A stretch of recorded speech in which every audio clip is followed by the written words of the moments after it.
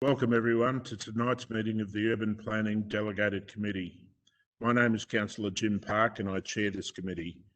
The Local Government Act 2020 enables Council to hold virtual meetings with councillors participating remotely by electronic communication.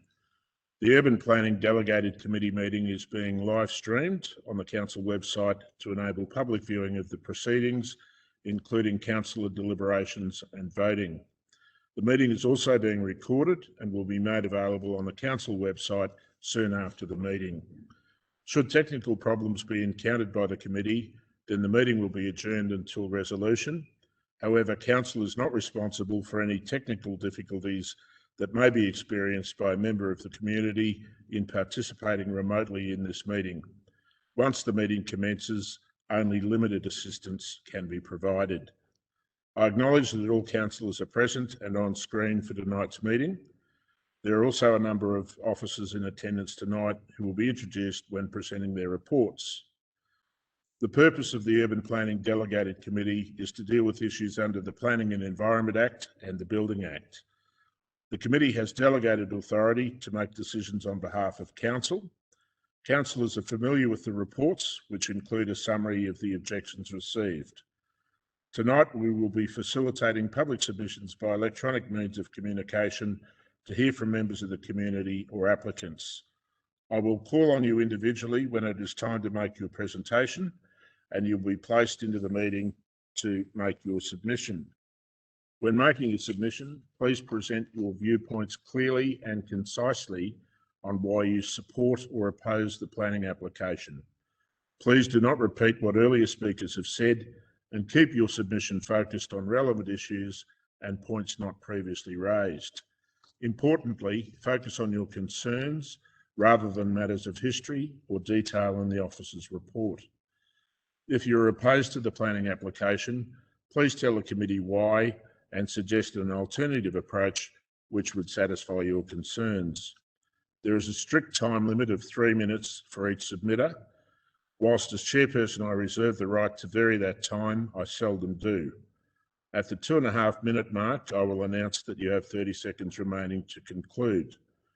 Moving now to the order of business. Apologies. Mr. Thompson, are there any apologies?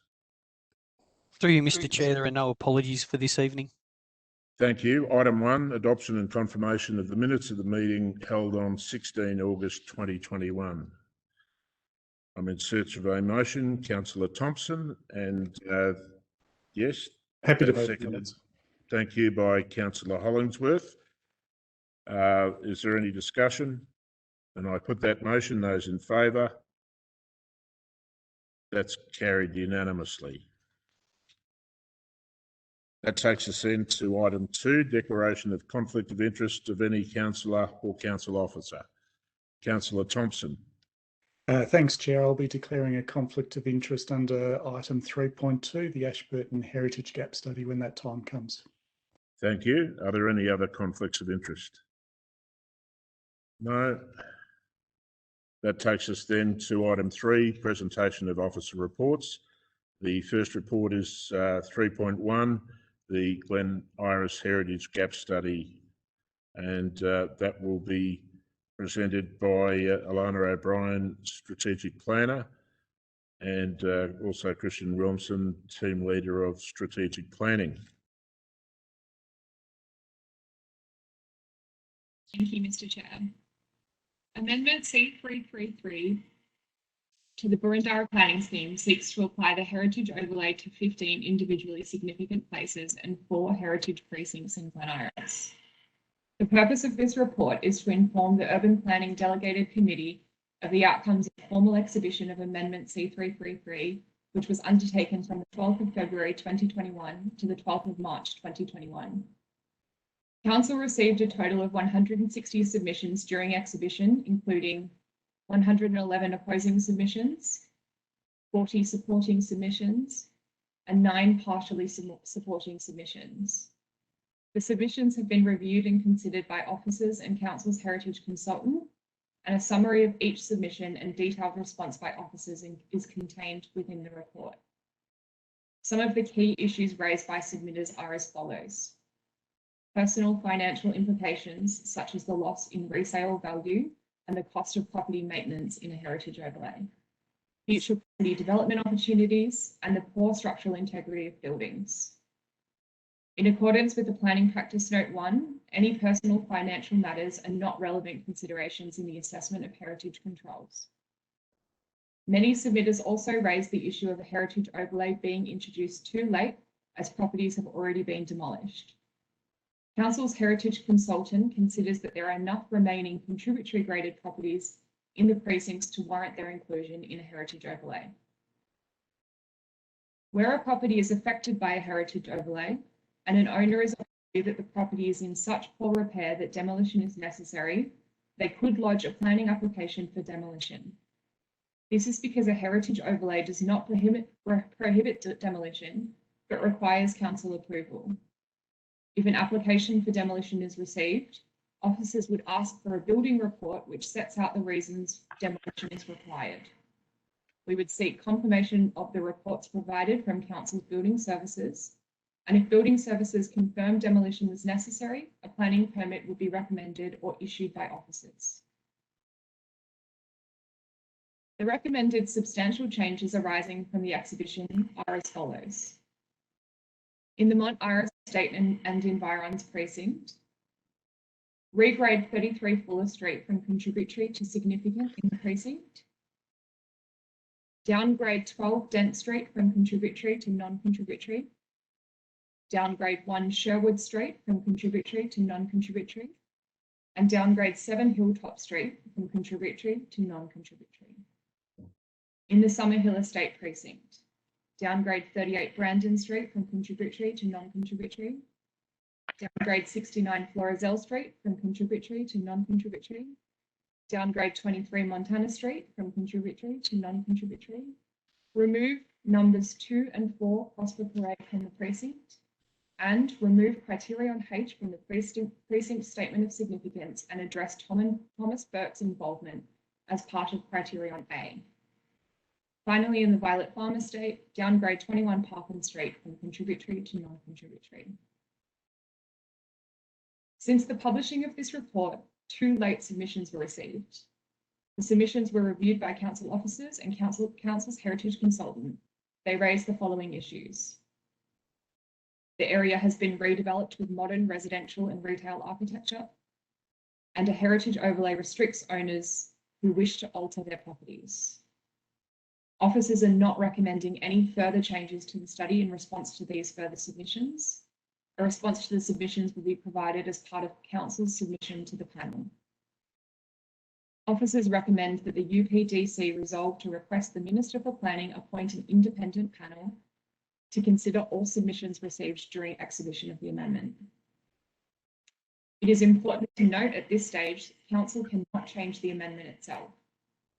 Any changes resolved tonight will form the basis of council's submission to the independent panel if the UPDC resolves to proceed with the amendment.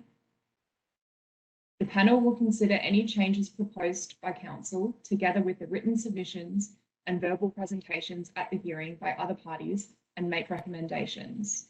Should council wish to exclude some sites from the amendment, this can be formally done as part of the UPDC and council meetings following the receipt of the panel report and recommendations.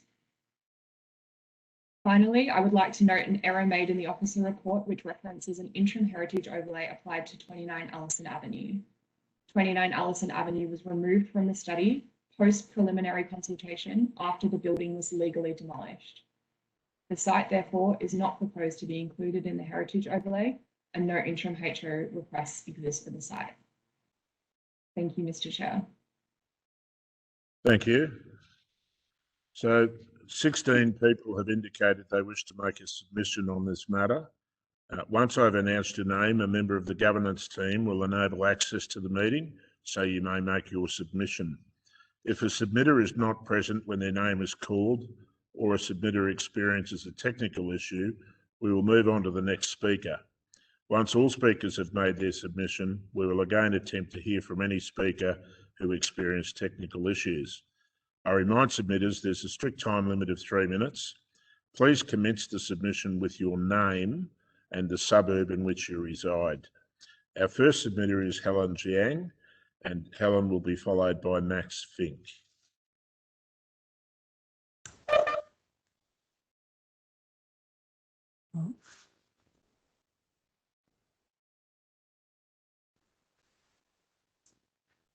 Can you hear me?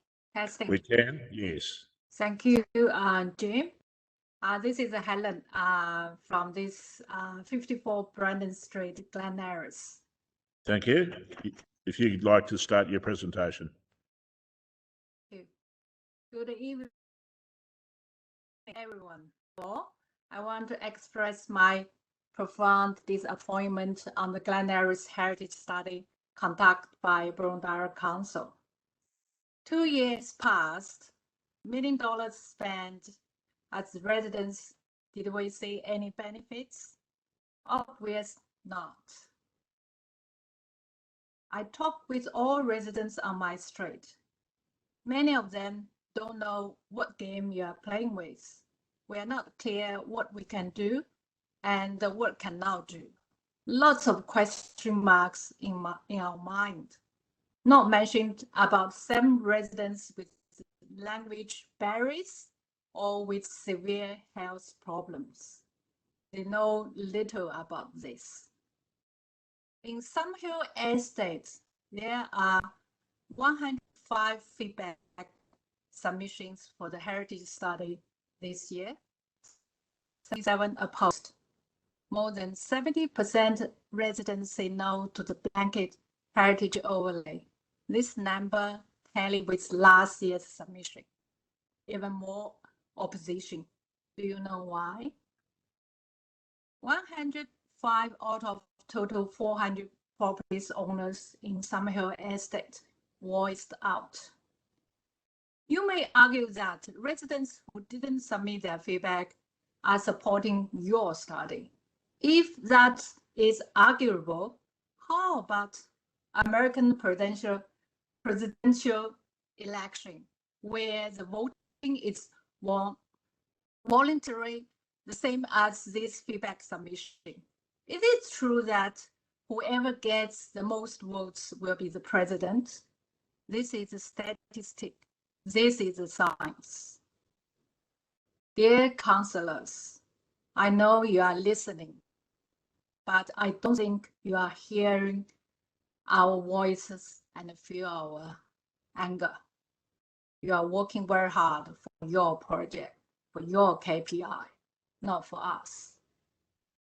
And another question I want to ask, there are lots of property downgrade from 30 seconds, 30 seconds remaining. Thank you. Could you let us know how and why? I cannot find the process from your website. In our words, most of the residents in some estate oppose the blanket in heritage overlay on some hill estate, are urging the council to remove the blanket heritage overlay on some hill estate to respect your residents and do the right things. Thanks, Helen. Your time's now expired. Let me just see if any councillors have any questions. No, there don't appear to be. So thank you for your presentation. And we'll move now to Max Fink. And Max will be followed by Y. Howe.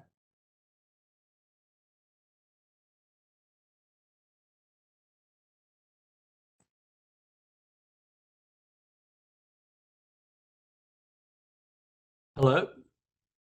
Good evening. Hello, you can hear me? We can hear you. We can't see you, but that's okay. Okay, start video. So that's better. Can see you now. So if you could start with your name and address, thanks. The name and suburb will be fine.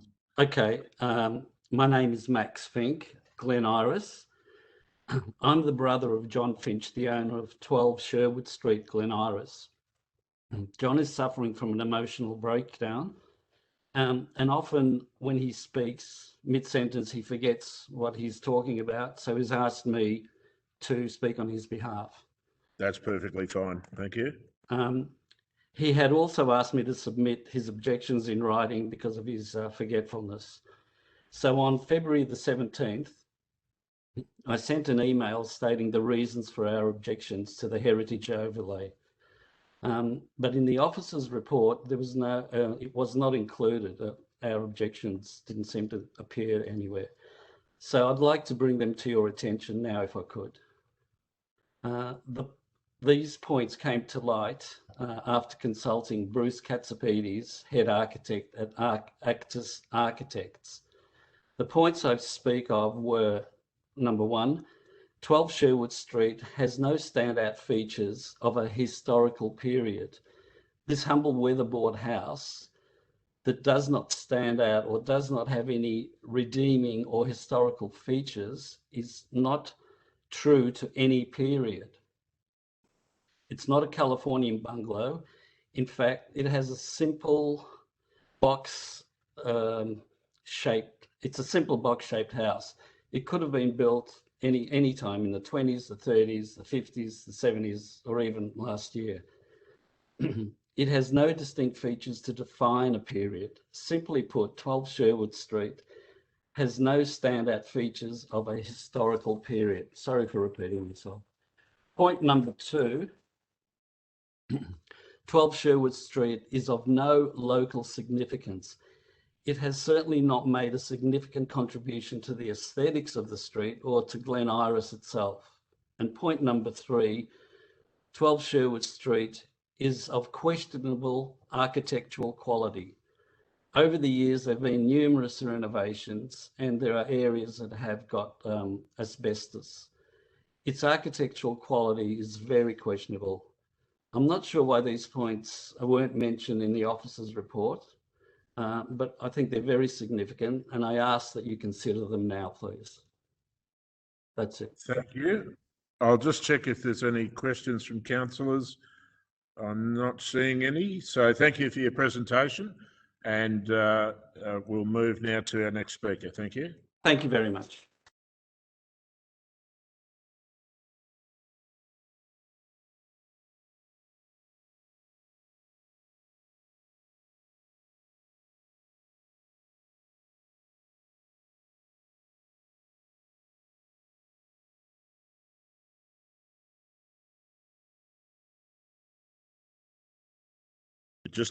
We're just having a couple of technical issues bringing that speaker on, so we'll move to Christine Glatzel, and after Christine, Nerida Muirden.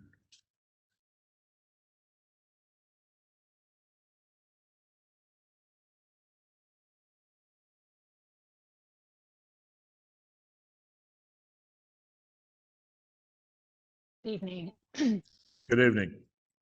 My name is Christine Glatzel. I'm from Glen Iris. Thank you.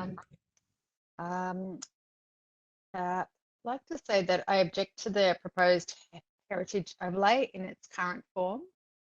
And I'd like to ask for two things in relation to the proposed heritage overlay. One, to pass a motion to remove Dent Street and Bridges Street from the proposed Mont Iris and Environs precinct. Secondly, to pass a motion to introduce transitional arrangements allowing people with active building permits to complete their projects as originally intended. The reasons for this are, number one, Dent Street has a significant number of houses that have been rebuilt. Secondly, while some of the remaining houses have identifiable features, there are a mixture of styles. Many are in relatively poor condition and the majority are poor examples in comparison to other examples in other parts of Glen Iris and Boroondara. The south side of Dent Street is not included in the proposal, and the width of the street causes a loss of visual cohesiveness. In addition, Bridges Street has been almost entirely redeveloped. There are numerous construction projects underway, hence people need protection and certainty for the completion of these projects. Very much. Thank you. And we don't seem to have any questions. Oh, yes, we do. Councillor Franco. Thanks. In relation to the transitional arrangements, Are there any developments that you are aware of in the street that would be affected or that could benefit from such arrangements? Or benefit may not be the correct term, but Yes. that those arrangements might apply to, and that such. Yep. So, there's a building permit and a way for our property in 12 Dent Street, and so we'd like to have arrangement in place to complete the active building permit. Okay. Thank you. Thank you. There doesn't appear to be any further questions, so thank you for your presentation. And we'll move now to Nerida Muirden.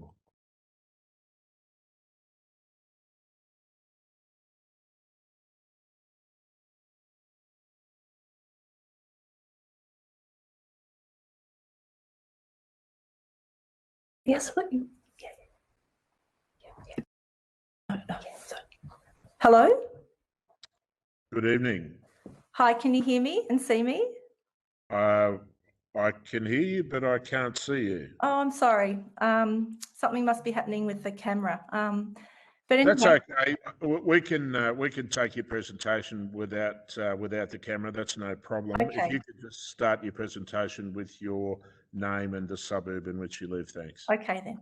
Hi, my name is Nerida Muirden and I live in Camberwell. Good evening, Mr. Chair and councillors. Thanks for the opportunity to talk tonight. I'm a member of the Burundara Heritage Group for Advocacy and Protection. I want to thank councillors and council officers for all the hard work in doing the Glen Iris Gap Study. I think it's crucial to continue to review our city for heritage grade places that for some reason have not been protected as adopted in the 2016 Heritage Action Plan, as it says you will. As the officers' report for this study states, Council has an obligation via legislation to continuously identify and protect places of heritage significance through the heritage overlay. Glen Iris is a lovely suburb full of parks and leafy tree-lined streets. It's got a range of architecture styles, including Victorian, Edwardian, Art Deco, California bungalow, interwar and mid-century places that the majority in the community want to see protected. It's important that we as a city protect our well-designed heritage neighbourhoods.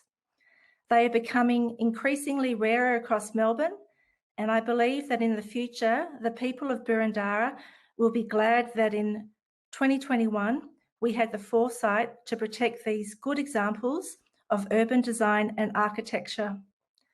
Protecting our heritage is what we see countries all around the world doing, preserving and recording the best of what has been designed in the past and continuing to use it today.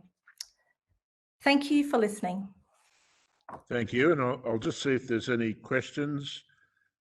I'm not seeing any, so thank you for your presentation. And we'll move back to our third submitter, who I believe is now available.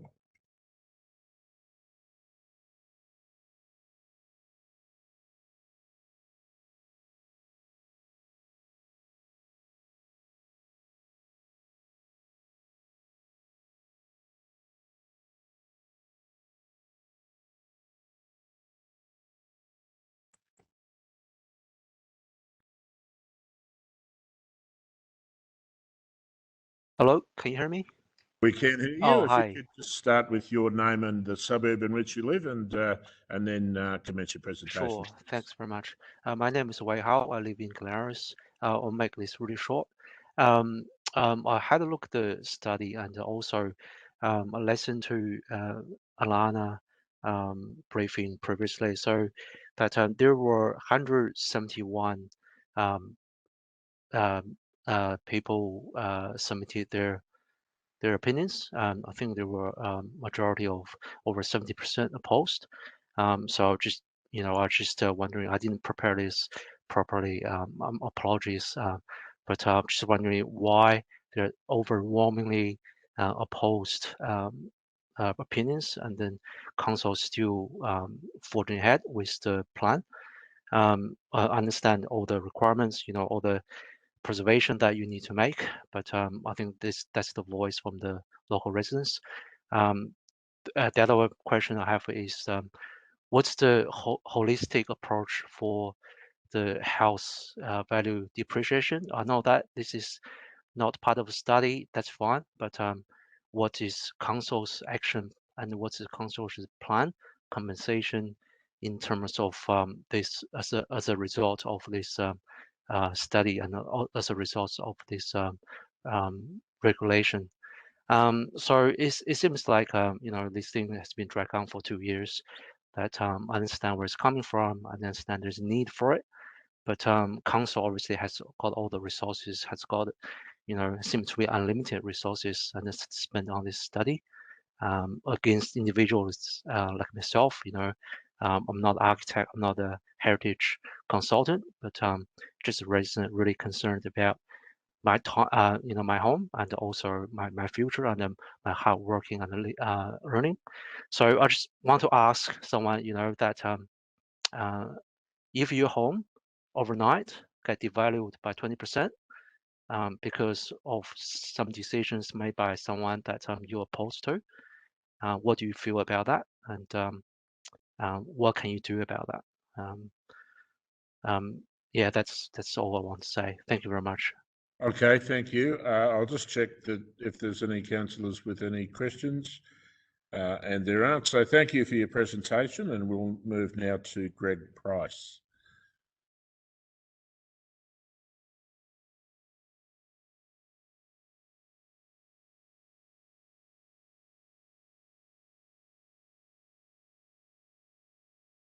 Good evening, councillors. Can you hear me okay? We can indeed. Fantastic, thanks. So I'm Greg Price from Glen Iris. You've probably seen and heard of me before. Essentially, I object to the proposed heritage overlay and specifically some parts of the Mount Iris precinct. I'll get to the asks up front, which is to go and remove Dent Street, Bridges Street and Vale Street, or what's essentially down in the Albion Park Estate section. The second one is to pass the resolution for transitional arrangements for people with active building permits. We're not the only people with that have projects underway. There's a number of developments down in Mount Iris. I'm not sure about the other precincts that are up under the overlay, but since the 299 has gone away, we need some sort of transitional arrangements there. Getting down into the details more specifically, so practice note 01 typically talks about the thresholds for local significance that a places are important to a particular community or locality. And the council strategy 4.6 says engage with owners to achieve a balance between development and protection. Yet most of the feedback that's been given in the report is that's been raised is summarily dismissed and deemed not relevant because the officers are evaluating narrowly against PPN 01 rather than all of council's policies and objectives that council has. So essentially, it's not an engagement as such or consultative. It's been more of a fait accompli. In some local government areas, the local community nominates and provides proper feedback, and that I believe that should be the prime consideration. And then applying PPO1 to make sure that the thresholds are met. So rather than being, PPO1 should be the minimum allowable threshold, not the target. The current policies and what's being implemented have massive social and economic impact on owners without really achieving what residents want or need most. The report says that the introduction will provide greater certainty to owners and prospective purchasers, but it doesn't do that, which is shown out in multiple submissions. There's things like the secret interest layer for heritage protection and things like that. There are instances in the report where people want to buy things and they've been derailed. One of my concerns is that the area will become run down as existing house designs and land sizes make it prohibitively expensive to basically do anything. This is different to Camberwell, Canterbury, and particularly the other non-Mount Iris regions of Glen Iris, where they're a little bit more affluent and things like that. essentially you'd require a custom build for everything. 30 seconds left. Thanks. Selling becomes the only option for some people. There's a house around the corner that's in a tragic situation. Unfortunately, most of the submissions objected, and this is not the outcome that residents are after. There was, you can go through the through the numbers on things, but I don't think we're achieving what we really need and want here. And I think all right, that's time, I'm afraid. We'll just check if there's any questions. There aren't, so thank you for your presentation. Thank you. And we'll move on to Rob Elston, who'll be followed by Dan Wu.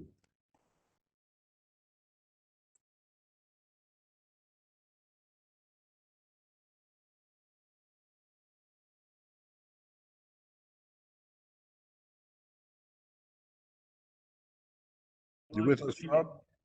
Can you hear me? We can hear you. We can't see you, but that's okay. If you'd like to start with your name and the suburb in which you reside.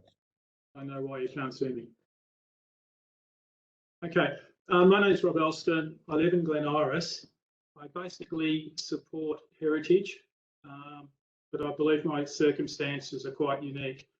The house I live in, unfortunately, is unstable. All the walls are cracked, all the walls are leaning, the floors are uneven, and the doors no longer function properly.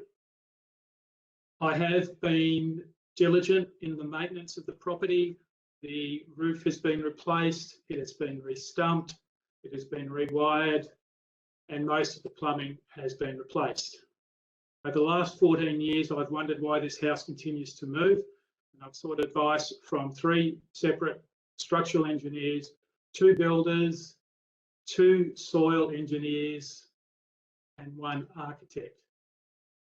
The general consensus about the condition of the property is that the footings were never put down far enough or wide enough, and they were also not the appropriate footings for a sloping site.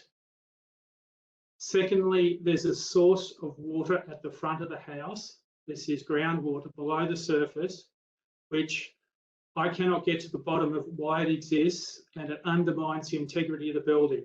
Council workers have been out, Yarra Valley Water has been out, and no one can assist me and explain why this water exists. Equally, in the same spot, maybe or may not be related, is a broken stormwater drain that passes through my property, but I do not use. It could be the cause of the water, I don't know. Once again, no one can help me with that. To rectify this house, I would have to underpin the majority of the external and internal walls and replaster everything. The cost of doing this is likely to be $200,000 to $250,000. On the rate statement right now, the capital improved value of this property is only $100,000. For a person who's been in business all their life, to spend $200,000 to $250,000 on a $100,000 asset, I don't think is the correct way forward. Even if I did spend that amount, there's no guarantee that the movement would not come back. To give you an example, the house across the road was in the same state as this one. And 30 seconds remaining. They went ahead and underpinned it, and they also went ahead and did other structural changes, and eventually the front wall collapsed into the garden and it's now been replaced. So if this heritage overlay is to be placed permanently on my house, I believe you're forcing me into living in this property forever. There is no demand for a house that is both unstable and has a heritage overlay on it. Okay, thank you for your presentation. I'll just check if there are any questions. There is one from Councillor Franco. Rob, thanks for your presentation. Would you be willing to share your address with councillors, and only if you want to? And secondly, it's in the Violet Farm Estate, and it's 12 Harris Avenue. Okay.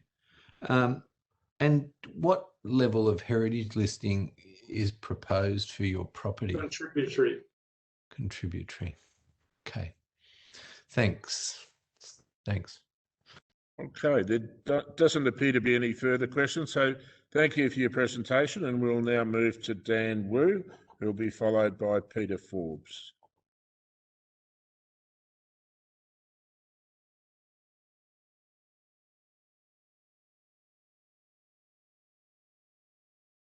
Hello. Good evening. Good evening. Can you hear me? We can hear you, but we can't see you. Sorry.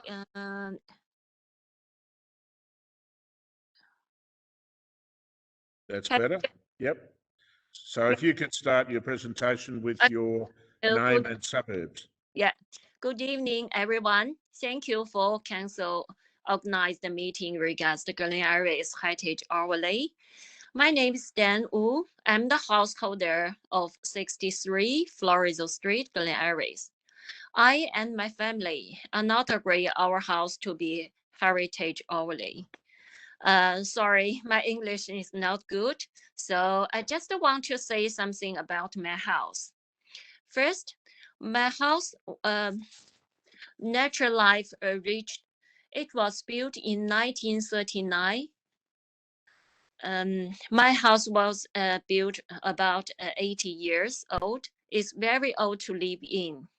The second, the foundation sinking, the wall cracking, some wall break have fall down.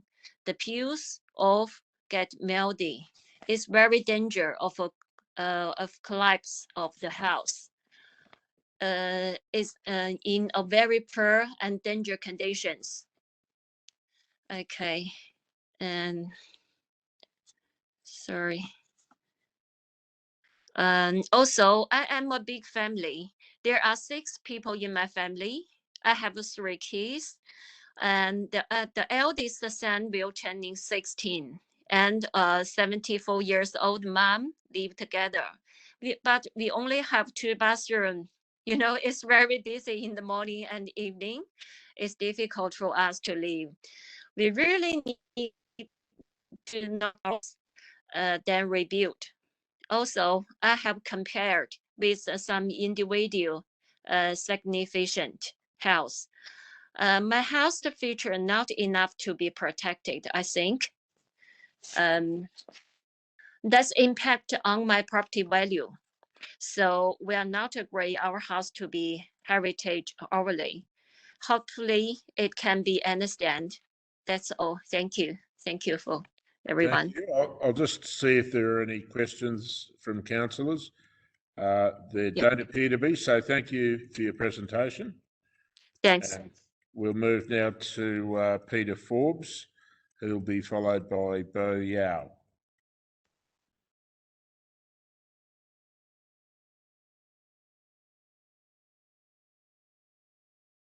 Start video. Okay, can you hear me? We can indeed. Great, thanks, Mr. Chairman. My name is Peter Forbes. I'm from 53 Summerhill Road. I'm a resident since 1984. That's 37 years, but I have family links back to the Summerhill estate back to 1930. I'm opposed to the inclusion of the entire Summerhill estate having a blanket heritage overlay placed on it.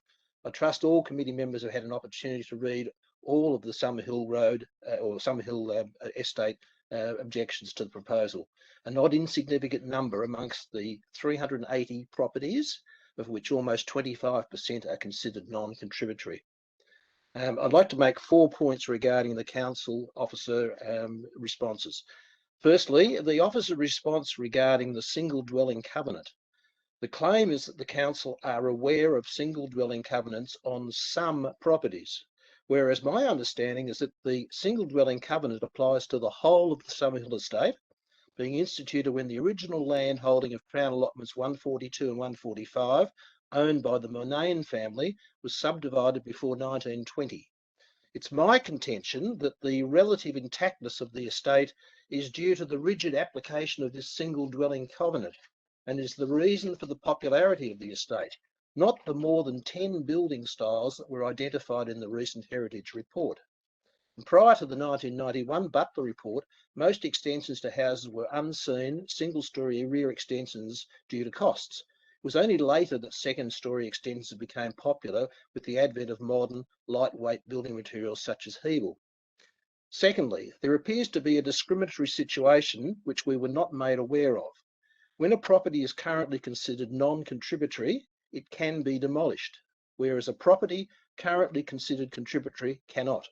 This is confirmed in the officer response to objection 119 on page 155 of the report, and I quote, "As a non-contributory place, complete demolition consent can be granted.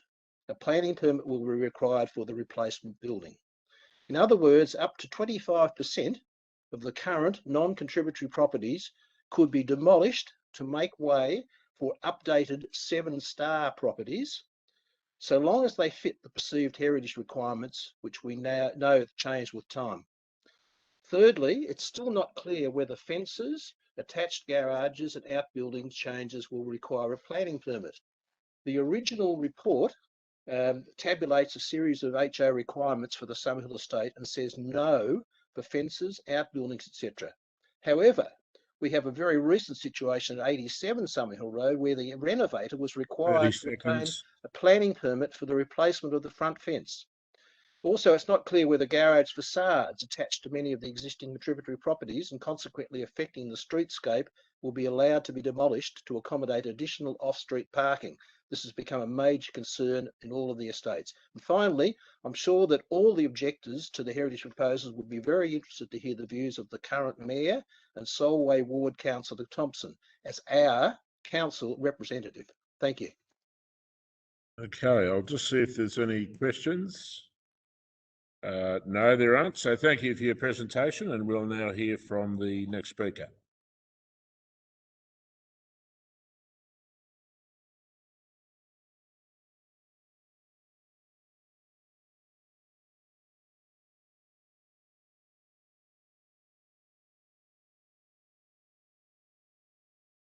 Hello guys, can you hear me? We can, thank you. Oh, sorry, I can't turn on my camera somehow, but I think you're okay with me. That's fine. You can proceed. Just start with your name and suburb, thanks. Yeah, it's Paul Yao. We're the owner of 148 Summerhill Road. So I'm here to reject my the heritage overlay. So as I understanding, the heritage overlay already proposed a few years ago, but rejected by the state government. So we can't find any information from the website from the government. So I don't think there is any transparency information from the government side. And secondly, I read the report. It's designed by RM and AMH King Architecture. As I searched on the website, there are lots of building has been designed by them, was not listed as heritage. And third, there's only 10% or maximum 20% of the building were designed by them in 1940 or 1950, which after the whole construction be finished. And the fourth question is, we have a heritage report from Bryce Rewards, which one of the like top of the guy in your industry said the garage has been removed before the interim heritage overlay, so he didn't see there's any reason the heritage control on the fence. The fence should be removed and be reinstalled with a similar design in the neighborhood, which I think that's very reasonable. And the fourth question is, so there's a bastard at the back of the property, and there are lots of building issues for the property. We bought this property for our family living, and we nearly finished all the drawings, construction contract. So we can't live in the property, and the quality of the existing building need to be questioned. There was lots of damage in the property. The previous owner didn't maintain this well, so the tenant had a drug problem, had home violence. So we bought this property and we intend to make it better. But if the council just want to force us to live in this poor quality building, we have to leave it. 30 seconds remaining. if there are many crime happens in the area on our property. Is this what council would like to see? The heritage property has been left there and being, not taking care of it. I hope councillor can answer my questions. Is this for your political propaganda, or this is for the? And thank you. Your time is now up. I'll just see if there's any questions. There are none. So thank you for your presentation, and we'll move to the next presenter, Pamela Brown.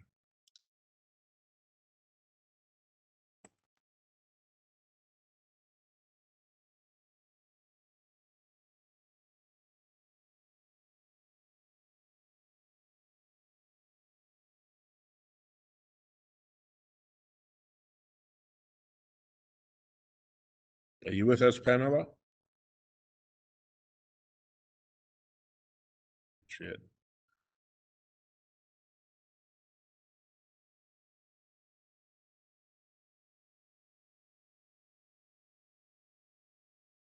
Perhaps move to the next speaker if we can. Oh, okay. Pamela, can you hear us? We can't hear you. Perhaps you might be on mute. Oh, sorry. Can you hear us now? Can now, yes. Oh, thank you. Sorry about that. No problem. If you could just start with your name and the suburb in which you live. I'm Jared. This is Pamela Brown. I'm her son. So we're the owners of 16 Hortense Street, Glen Iris. Okay, and you've got 3 minutes to make your presentation. Thanks very much. Yeah, thank you for your time, and I'll try not to repeat what other people have said. But we oppose the plan to heritage list the Somerville estate. We own our house at 16 Hortense Street, Glen Iris. About 10 or so years ago, on both sides of our house, they built modern, new 2-story modern houses that look into our house over us. Also across the road, there's a modern house that's just been built recently as well. We feel that if the plan goes ahead to heritage list the property, that will be put at a disadvantage, because basically we've got modern houses on either side of our property, and we've got our sort of old house just stuck in the middle. And I think it's like this for a lot of people. It really hurt a lot of the property owners if they ever do try to sell the property or do something with it, where you've got people wanting to put, you're surrounded by modern houses and your house is heritage listed. I think it would just be a real detriment. And when they actually did build the houses, we actually spoke to the council about it, but no one really seemed to want to know about it. But here we are. So I think just mostly the fact that already a lot of the houses have been recently built. There is a lot of new modern houses in that estate, and I think that if they go to put a blanket heritage list on these houses, it's really gonna hurt people's resale value. And in a time when we're in lockdown, we're in a pandemic, a lot of people financially are on their knees. I think in a time where there's so uncertainty, to then hurt property owners even more, I think it's just a real kick in the guts, and yeah, just strongly oppose it. Okay, property that we've got the 2 sides of our house, double story, look right down into our kitchen and our living areas, and we've got no privacy at all.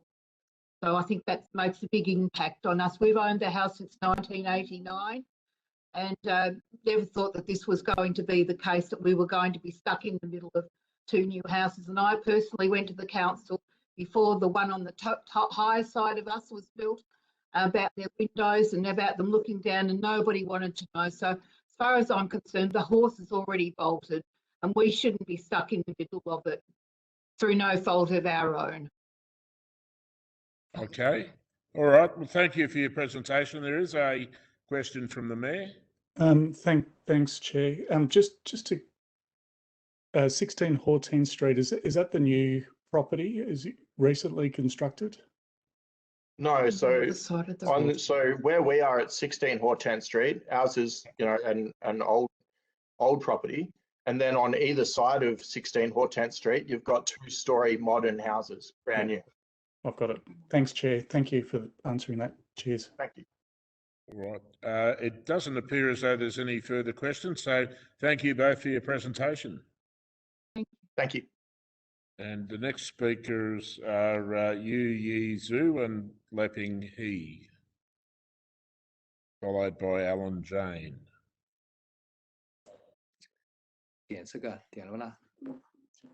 点好了。Good afternoon. Yeah, yes, you can hear me. We can hear you. We can't see you, but we can hear you. You can't see me. Oh, sorry, I touched the other one as well. Start.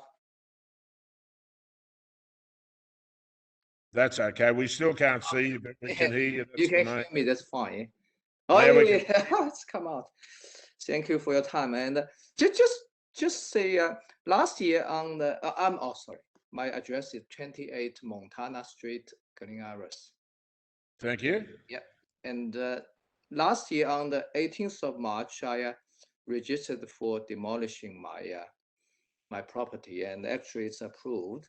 You should got my record. And you know the last year's lockdown, long time.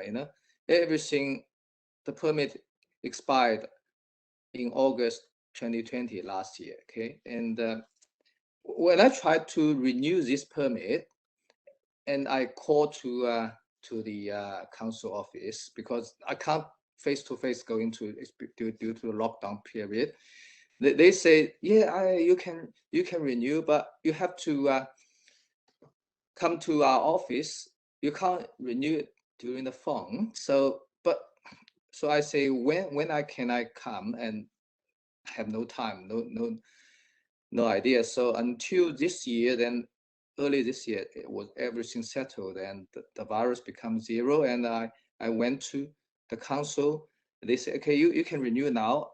Then I need to form another form. I mean, everything starts from 01. And then finally, I received another letter. You are including you are not permitted to demolish my property. But you know that due to the pandemic, I can't go visit council and with the I just want to renew my demolish permit. Okay, we've heard that. And the officers can respond to that. Is there anything else you'd like to submit about, or is that the extent of your submission? Yeah, that's the they should got everything. They got the record. Okay, well, officers can respond. Yeah, they respond. They should. I don't have to give you my all the numbers. They should get that's all fine. the detail. Yes. All right, thank you. There don't appear to be any questions, so thank you for your presentation. Yep, thank you. Okay. And the next speaker is Alan Jane, who will be followed by John Percy.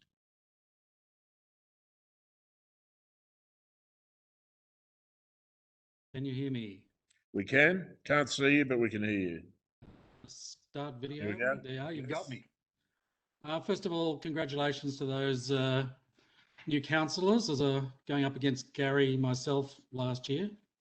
Didn't get through, missed by 8%. Que sera, sera. And good luck, Gary. Gary, in the latest Burundara Bulletin, mentions that we strive to put our community at the centre of everything we do. And just get you to start with your name and your suburb. Thanks. Apologies. It's Alan Jane, 16 Celia Street. Thank you. Yeah, Gary's in the latest message wants to strive to put our community in the centre of everything we do, and whilst there's always room to improve, and I think there's a little room to improve in regard to the heritage overlay. What I'd like to try and do, if I could, is how I get some slides up. Does anybody? Have you made arrangements with officers? No, well, it said I did research on WebEx and it said I can use a PowerPoint presentation. I can actually click a link and it happens. Well, no, that's not the case. So you'll need to persevere, I'm afraid. Okay, all right. Well, it's pretty upsetting purely because there's a lot of photos that need to go in. Okay, I'm going to be as quick as I can. I want to let those with skin in the game to decide what should happen with the heritage overlay. The fact is 22.4% of properties are non-contributory, and context, I think, are very flexible in the area of what's not contributory.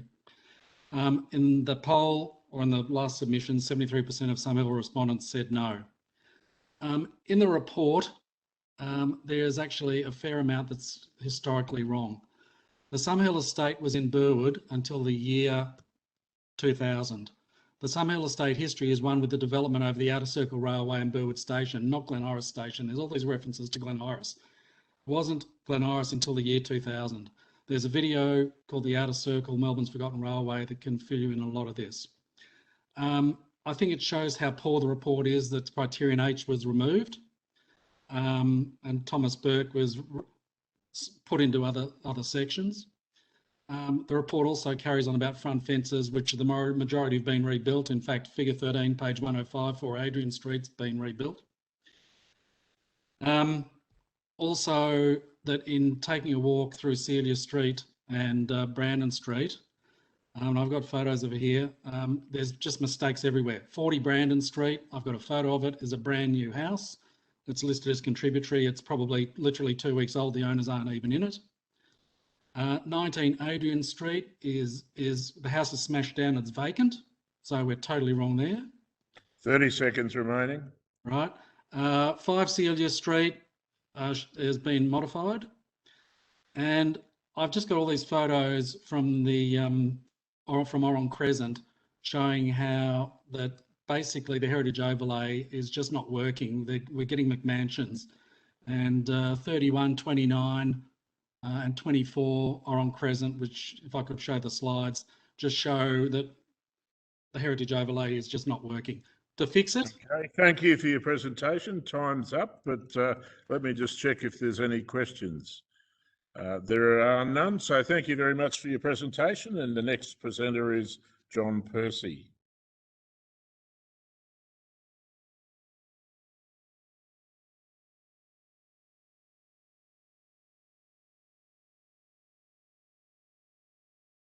Good evening. Does anyone can hear me? We can indeed. I can't see you, but we can hear you. That's fine.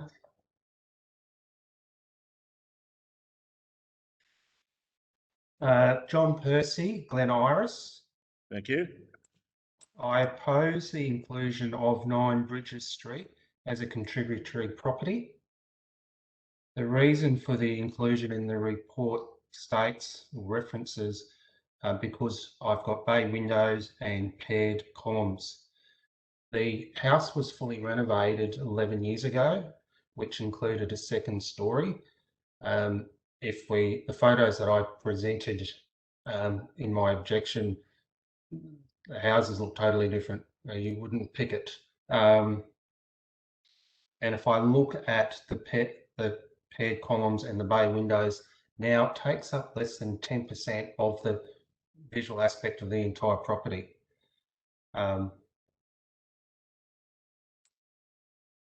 I've asked the question in my report. There are lots of other properties in the vicinity which have not been included as contributory, and the reference there states in the report, if I just read, there are single-storey interwar houses in the area which have not been recommended for inclusion in the heritage precinct. However, these are in streetscapes which are less intact and around the identified precinct. Therefore, they have not been included in the precinct. Now, when we look at Bridges Street, there is 5 original houses left in the entire street. Mine being one of them, and my house is the only fully renovated property out of those 5. I think because I'm on a corner block, my house does sit out a lot more than others. And you know, for us, we purchased this property in December 2020. I'm not going anywhere. It will not be demolished, but I just don't want to have these rubber stamped, noted on the property as a contributory property. Thank you very much. Thank you. I'll just check if there's any questions. There are none. Thank you for your presentation. And the next presenter is Marcello Zuglian.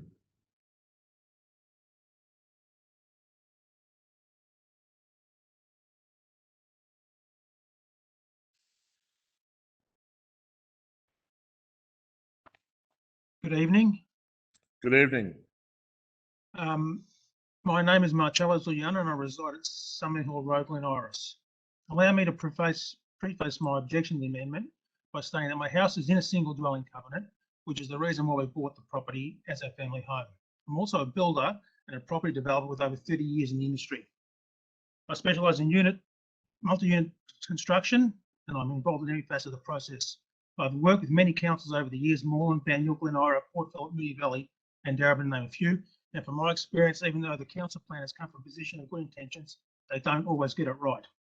Oftentimes, the process is reactionary. An issue that should have been dealt with years ago is now on the agenda of altruistic planners that are usually new to council and will not be there when the residents are dealing with issues in years to come. Most of the properties in the proposed overlay are coming up to 100 years old. Most of the properties are interwar construction. Trust me, when they were constructed, they did not consider they would have a lifespan of over 150 years, which is what the overlay is proposing. Even with modern construction technologies we have today, dwellings constructed now will be lucky to last 150 years. There was a shortage of materials and it coincided with the Great Depression. Footings, if they existed, consisted mostly of lime and rubble, with some cement in there somewhere if you were lucky. Mortar on the bricks was mostly sand and lime, and again cement if you were lucky. Building design was mostly borrowed from Old England 19th century styles that have no place in an energy efficient era we live in now. Many properties are tired, all without footing and foundation problems, and remedial action once a house is in an unstable condition makes no economic sense.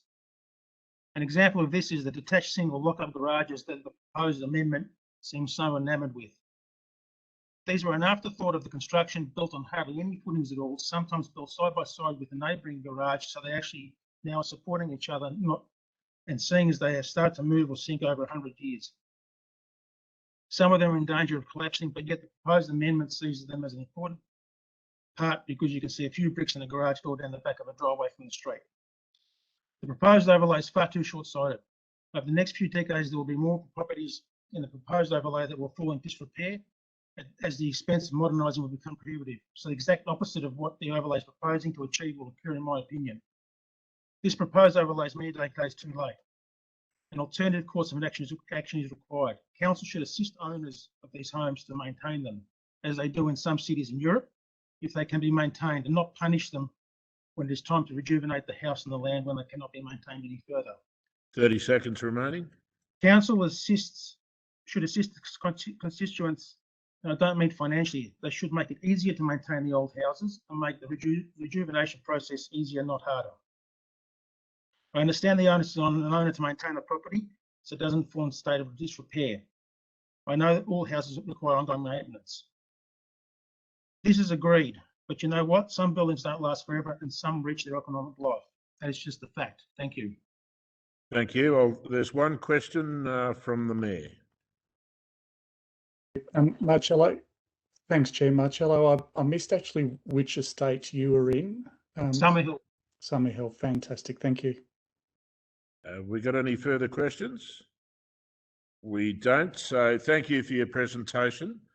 Now, ladies and gentlemen, I very shortly intend to close the meeting to enable the committee to hear from one last submitter in a confidential session. I'd anticipate that the meeting will be closed for somewhere between about 5 and 10 minutes. So I will now, and then we'll come back online. So I need a motion to close the meeting to the public in accordance with section 66(2)(a) and section 3(1) of the Local Government Act. Councillor Sinfield. Yeah, thanks, Chair. I'm happy to move a motion that the Urban Planning Delegated Committee be closed to the public in accordance with 66, as you mentioned. And I think thank you, and that's seconded by Councillor Addis.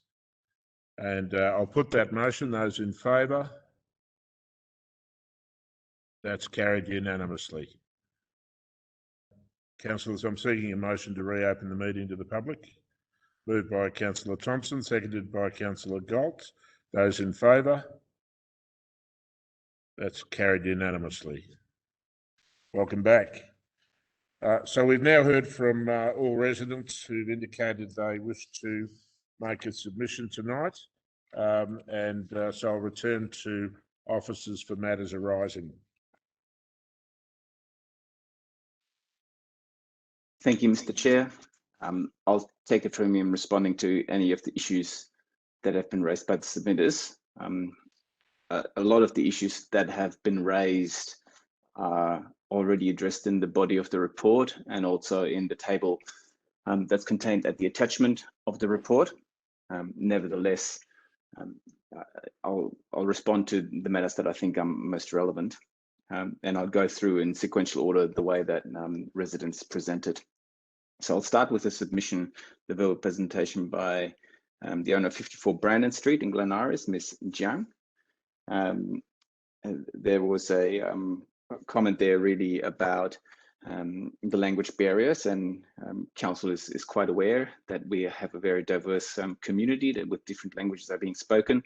The information material that we provides the opportunities with the translation services if that's required for officers to have that. We don't have the material, which is quite detailed and technical, prepared in different languages, because we also don't know who speaks what language at home. So for us to send that out, we don't do that. Officers are here to answer questions that people have, and the language services are being offered as part of that. The submitter also brought up the issue of numbers and the weight of the numbers and the voice of the people, that the majority of the Summerhill estate does not want this heritage overlay. This was raised by a number of submitters. Councillors, you're well aware that planning is not a numbers game. It's a merits issue. It's not because the majority of people object to it that automatically means that something doesn't have merit. Council needs to weigh up the issues that are at hand, and here the issues are the places of heritage value or not. And that is something that through this report, through the study prepared by Context, and through this exhibition process that we're going through in the upcoming panel process, if council decides to go there, that we can resolve the merits of the proposal. There was a comment too that seemed to indicate that there was lots of confusion around what the heritage overlay actually means, and officers are quite aware of that. It's a very highly complex and technical matter, planning. That's why officers are there to answer any questions that residents might have and explain what the heritage overlay might mean, particularly for them and their particular circumstances. We've had many residents over the period where we've been processing this through the preliminary consultation and following the preliminary consultation of residents that we've had multiple conversations with and have explained the matters. The opportunities are there for residents to get the information if something is not clear to them as to what that means. Excuse me, so I'm taking little breaks in between. I'm just checking off that I've covered everything that I need to. Moving on to the next submission by Mr. Max Fink on behalf of his brother, John Finch, the property at 12 Sherwood Street.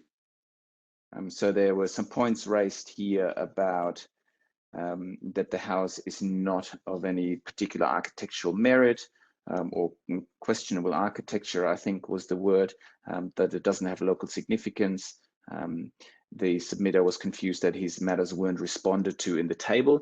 Now, some of the matters that he raised were actually responded to, not specifically against his submission, which is submission number 6, but they were actually raised in the upper part of the submission, where a general issue that was often and commonly raised by submitters was responded to. So that might be where some of the confusion lay and why that wasn't responded to. Now, the matter of architectural merit and historical value and period features, those are all matters that are considered by the heritage consultant when they prepare the study and when they determine what grading each individual property within a heritage precinct should have.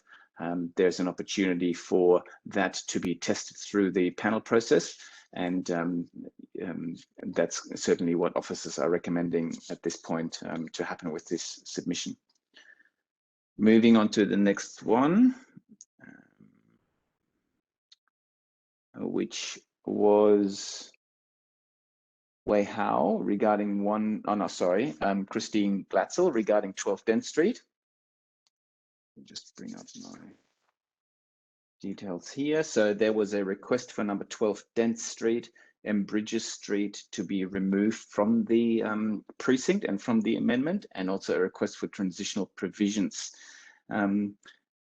Councillors, I draw your attention to the recommendation by officers to downgrade number 12 Dent Street to non-contributory. The officers are not recommending for that site to be excluded from the precinct and the overlay in its entirety because of its location within the streetscape. It's on the northern side of Dent Street. It's got contributory places either side of it. So it's not located on a in an edge location where there wouldn't be any impact, or there might not be any impact on any future redevelopment of the land with a new house or multiple houses, and their impact on adjoining residential places that have a contributory value. So that's why officers are not recommending for that to come out. With regard to Bridges Street, there was a property that was removed following the preliminary consultation. This was 19 Bridges Street on the corner of Bridges and Ellison Avenue. That building was demolished after it was found that it had substantial changes made to it, and it really didn't have any contributory value anymore. Now, submitters might consider that the northern side of Bridges Street should come out in its entirety, because I think there's quite a few contributory places remaining. On the edge of that is a contributory place at number 17. So this is something for the panel to test whether they believe that the inclusion of Bridges Street still has merits on a heritage basis, or whether it should come out of the precinct. But certainly Council's heritage consultant maintains the position that there is merit to those properties being retained in the precinct, and that's the recommendation that exists at the moment, and that's the position that officers are recommending be presented to the panel. Then we had a supporting submission from Ms. Muirden. I don't really have anything else to add to that, just noting the supporting submission. We then had the submission from Mr. Wei Hao regarding 130 High Street. That is, let me just go back to my notes here. Brought up issues around compensation and property devaluation. Councillors, as set out in the report, and as by now, given how long we've been going through the gap study process, you're quite familiar with the fact that impacts on property prices is not something that we can consider. There's also lots of differing opinions on the impact that a heritage overlay has on property values. The issue of compensation is also quite easily addressed, that the Planning and Environment Act doesn't foresee any opportunity for compensation to be paid for changes to planning controls. There are very few planning controls, the public acquisition overlay, for example, where that might be the case, but certainly with the introduction of a heritage overlay, there's no provisions for compensation to be paid.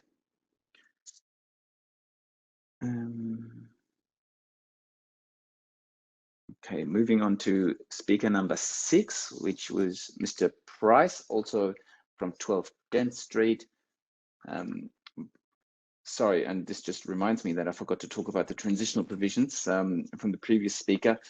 The request for transitional provisions is an interesting one, and Council actually tried to do something to that effect when the study was adopted in February last year, if you may remember, to allow those residents that had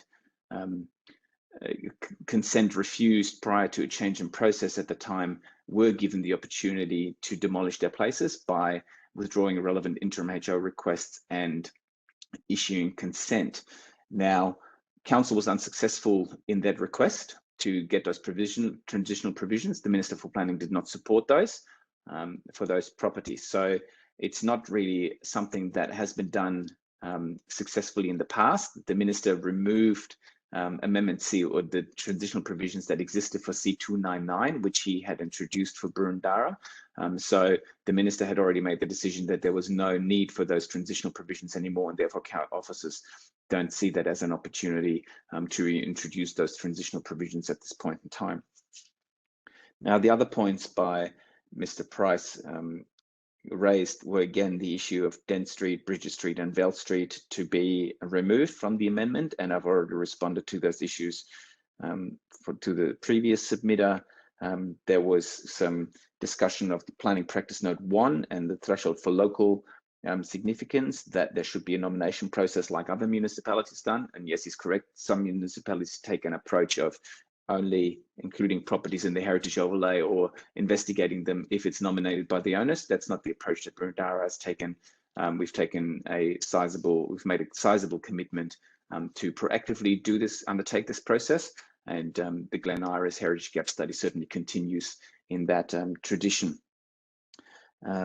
There's also a comment there about that the outcomes that are being sought will not be what is envisaged or hoped for by the community, and that the majority of the community doesn't want that. Again, this goes back to the fact that planning is not a popularity contest, in the sense that the more people object, the less merit it has.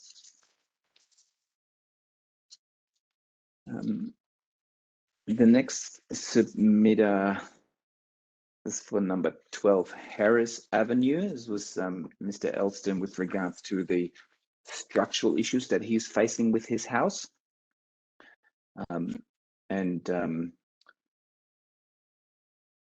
That the house has become unstable because of the footings. There is some water damage and present somewhere on the property that unclear where that's from. Those matters again go down to structural condition of the building, and those are matters that are really a heritage management aspect rather than a heritage identification issue. So they can be addressed through the planning permit process, should the overlay be applied on a permanent basis. But at this point in time, the test is whether a site is of heritage significance or not, and the structural condition of the building then doesn't really come into question.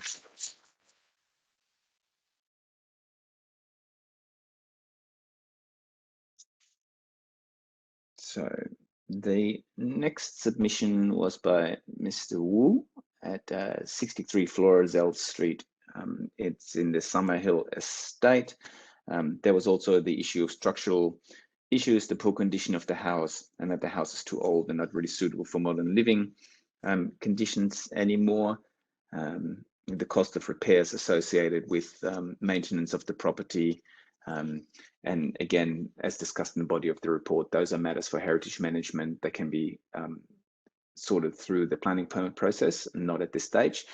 Also noting that often internal changes to the building do not require a planning permit because we're not proposing for internal planning controls to be activated for any of the properties in the precinct. So certainly alterations to bathrooms, internal layout changes and so forth would not require planning approval from council. A submission by Mr. Forbes regarding 53 Summerhill brought up the issue of the single dwelling covenants.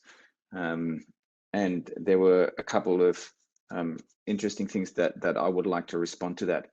Now, council, we're aware that there is a single dwelling covenant on the properties in the Summerhill estate, but council, that's property title information that council doesn't necessarily hold.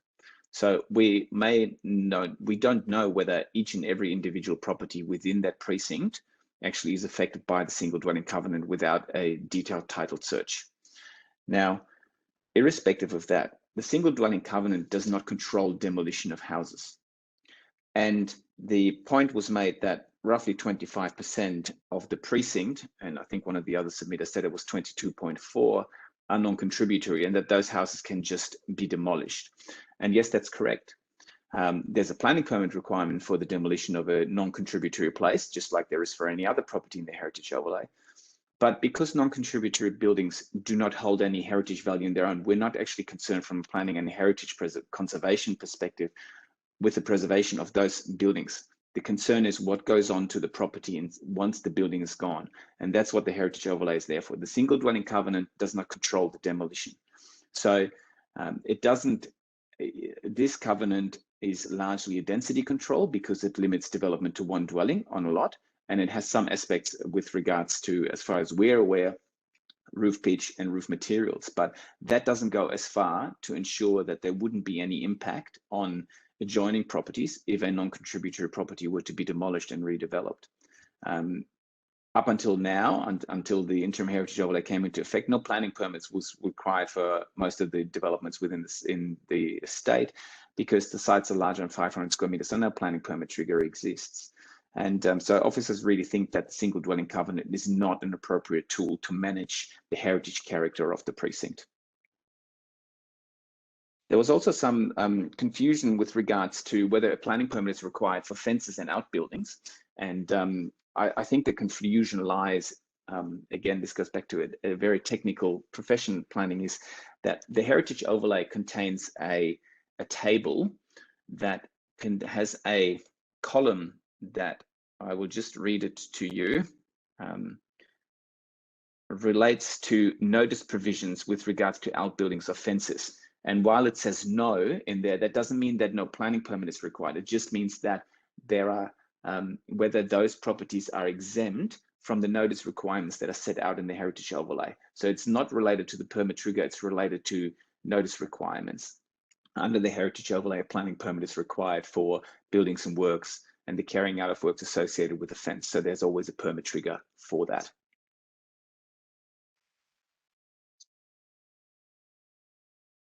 Moving on to submitter number 10, Mr. Yao at 148 Summerhill Road. Sorry, just bear with me for 1 second.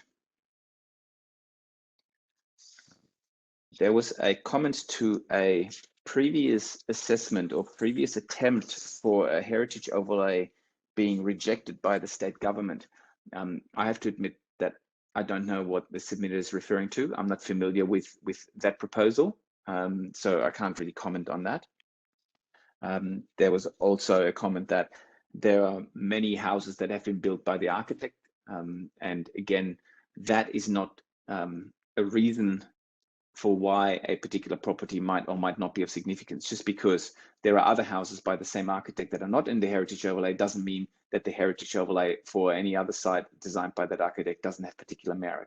The heritage citation sets out the reason for why a property is included in the heritage overlay, and the panel will have an opportunity, subject to tonight's decision, to make a determination as to whether the case is strong enough for that site to be included in the heritage overlay or not.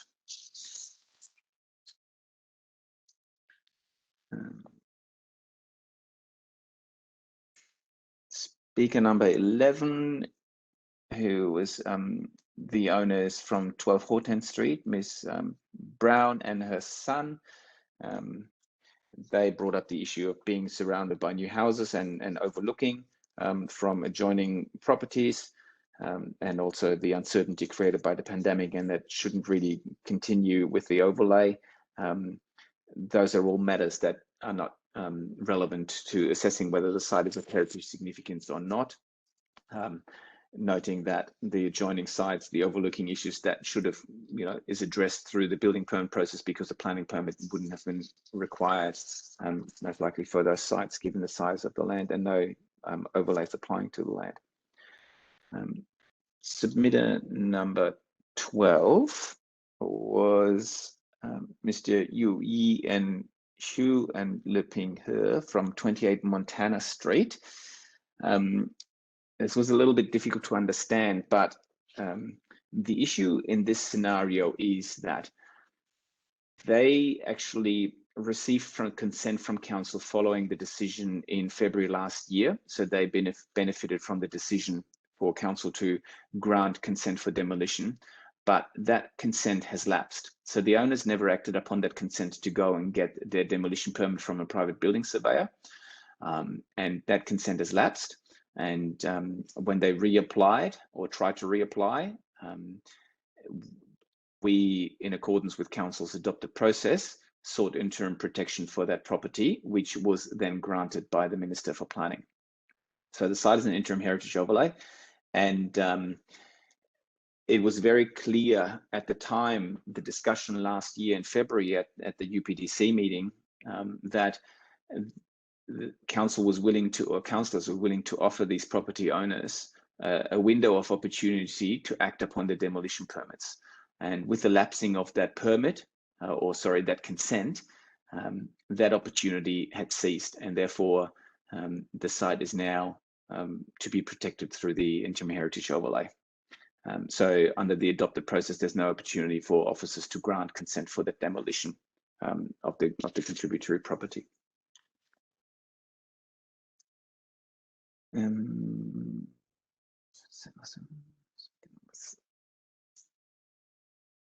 Speaker number 13, owner from 16 Celia Street, brought up the 22.4% non-contributory graded properties within the precinct, and rattled off a whole heap of properties.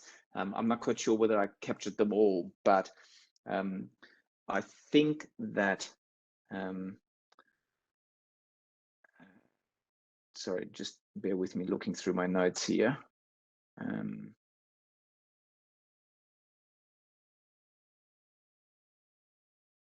So number 40 Brandon Street is a non-contributory property. I mean, yeah, that lines up with the submitter saying that that's a new dwelling. There was a comment about 19 Adrian Street being vacant. Well, vacancy doesn't have any relevance in this issue. Number 5 Celia Street, I think, obtained a permit before the heritage overlay, so is not affected by that. There wasn't really anything in there that would cause us to think that something might have gotten wrong. He referred to some historical errors as well, which I can't comment on some of those, but there's certainly opportunity should those errors exist within the citation through the panel process to correct any errors that exist. And if that might have an impact, then that's a recommendation for the panel to make. Getting to the end of it, Mr. Submission from Mr. Piercy at 9 Bridges Street. There's a reference to the renovation that happened about 4 years ago in the second story addition. That second story addition has been considered by Council's Heritage Advisor, and the reasons for why Council's Heritage Consultant considers that the place retains its contributory value is that the original roof form remains largely legible despite the size of the second story addition. So again, that's something for the panel to consider should we go to that next step in the process. And then we had the submission from Mr. Zuglian. I'm not quite sure whether I'm saying that correct. At 71 Summerhill Road in Glen Iris. There was commentary here around the impacts that a heritage overlay has on the ongoing maintenance and repairs and redevelopment potential, and that the heritage overlay is too late because demolitions have already happened within that, and that the houses are of their life well past their life expectancy, having been constructed in the interwar period. And those are all matters that are not really of relevance in the assessment at this point in time as to whether places are at heritage significance. Those are matters for heritage management through the planning permit process. The last submitter we had was with regards to 39 Allison Avenue, and the issues that are being brought up there were briefly, some questions were asked around that already in the confidential part of this meeting. I just want to add that Council's Heritage Consultant has reviewed the material that had been provided, and the view is that the rectification work that would be required according to the information that we have are largely internal to the building, and they would not therefore undermine the external appearance of the building and its heritage significance. Now, since those reports were prepared, something has changed about that situation, and new reports will be presented or can be presented through the panel process, then obviously that's something for Council's Heritage Consultant and for the panel to consider. Is there a point where rectification works are so extensive that not insufficient amount of structures left on the building that might then warrant a reconsideration of the grading of the property as contributory and should it go to non-contribute. But with the evidence that we have in front of us now and the information submitted, that's not really a judgment that can be made at this point in time. So I think I've covered everything off.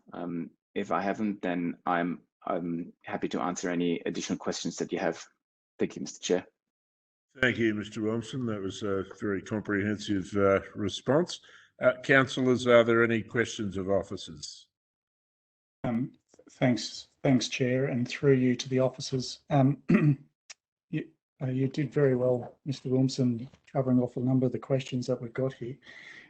Just to pick up with regards to conversations that we've had, if a property is dilapidated and it gets a structural report to say that it is dilapidated and uninhabitable, can the owner of that property apply under a heritage overlay for that property to be demolished? Yes. So the permit trigger is for demolition. An application can be made together with the information from a structural engineer to provide the justification for that. Council's heritage policy has some guidelines around how an application for demolition might be assessed and what can be considered. And Council's statutory planning department will then assess the application, keeping those or considering those that information. So the intent is not to lock out residents from living in their own dwellings if they are uninhabitable.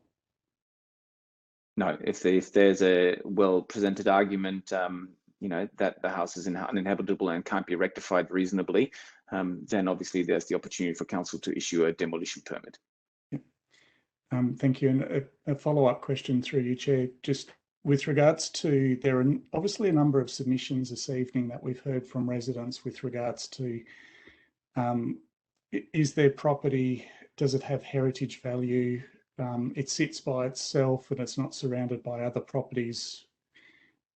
What's the purpose of the independent panel? How do residents present to the independent panel?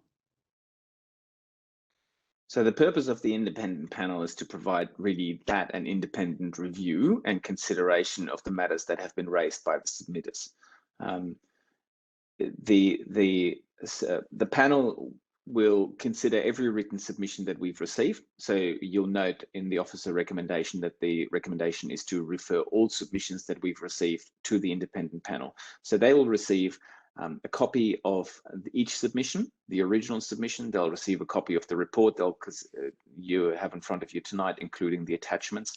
The panel will also invite every submitter to make further representation as part of the public hearing, and residents and property owners have the opportunity either to attend themselves or to have representation. They can call their own heritage experts to support their submission at the panel to present their arguments and their views as to why their property should not be in the heritage overlay. The panel will then consider that and council's position and the views of council's heritage expert, and will then come back with recommendations to council as to how they think council should proceed with the amendment. Thank you, Mr. Wilson. And through you, Chair, I'll foreshadow a motion when the time's appropriate. Noted, thank you. I saw Councillor Galt next.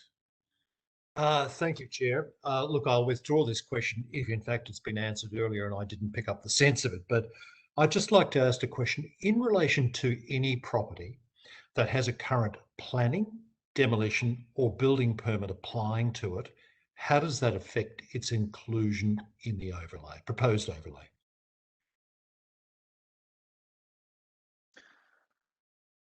So you mean if someone has a planning permit for, say, for example, for a demolition of a house or for any development? All of those, if it has a planning permit for something to occur, a demolition permit to demolish or a building permit to construct, how does that affect its position in that recommendation, in our recommendations? It doesn't really. Where those have already been acted upon, relevant permits, then there might come a time when the grading might have to be reviewed. So for example, you could have a scenario where a building hasn't been demolished yet, even though a building permit has been issued or consent has been granted for the demolition, but that hasn't been carried out. So building permits get issued all the time that are never acted upon. So unless those demolitions are acted upon, then the grading will remain. If the building then gets demolished, there might be a point where that grading needs to be reviewed. But in general, we wouldn't have a scenario now with the interim heritage overlay having been in effect for a while, where we have a development application or a permit issued that would have any impact on the recommendations that you have in front of you tonight. Okay, thank you. Councillor Franco. Thank you. Thank you, Chair. Following on from a question that the Mayor, Councillor Thompson, asked, for the benefit of residents here who are objecting to the inclusion of their property in the heritage overlay, it's a question following on in relation to the independent panel and how it operates. Is the independent panel limited in consideration of issues in respect of the heritage listing in relation to the heritage merits of the property, or does the independent panel consider issues beyond the heritage merit of the property in question? For example, the financial impacts, other impacts, structural integrity, and furthermore, is it advisable or helpful for residents, if they do have such concerns, that they engage a heritage expert to assist their case if they haven't done so, or should they simply present as they have with us? Thank you, through Mr. Chair. So the panel pretty much applies the same test as officers have to this point.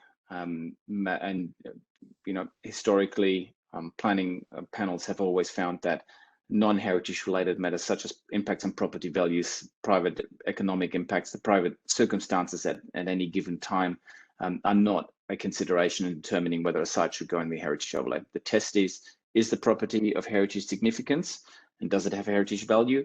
If the answer to that is yes, then panels have consistently recommended for those sites to go into the heritage overlay. Now, whether residents should engage their own experts is a matter for them to advise. I won't provide any advice on that. Certainly, every resident has the opportunity to get legal representation, advocacy representation, or engage their own heritage consultant to argue at the case, and plenty of residents do so and have done so throughout the whole GAP study. Thank you.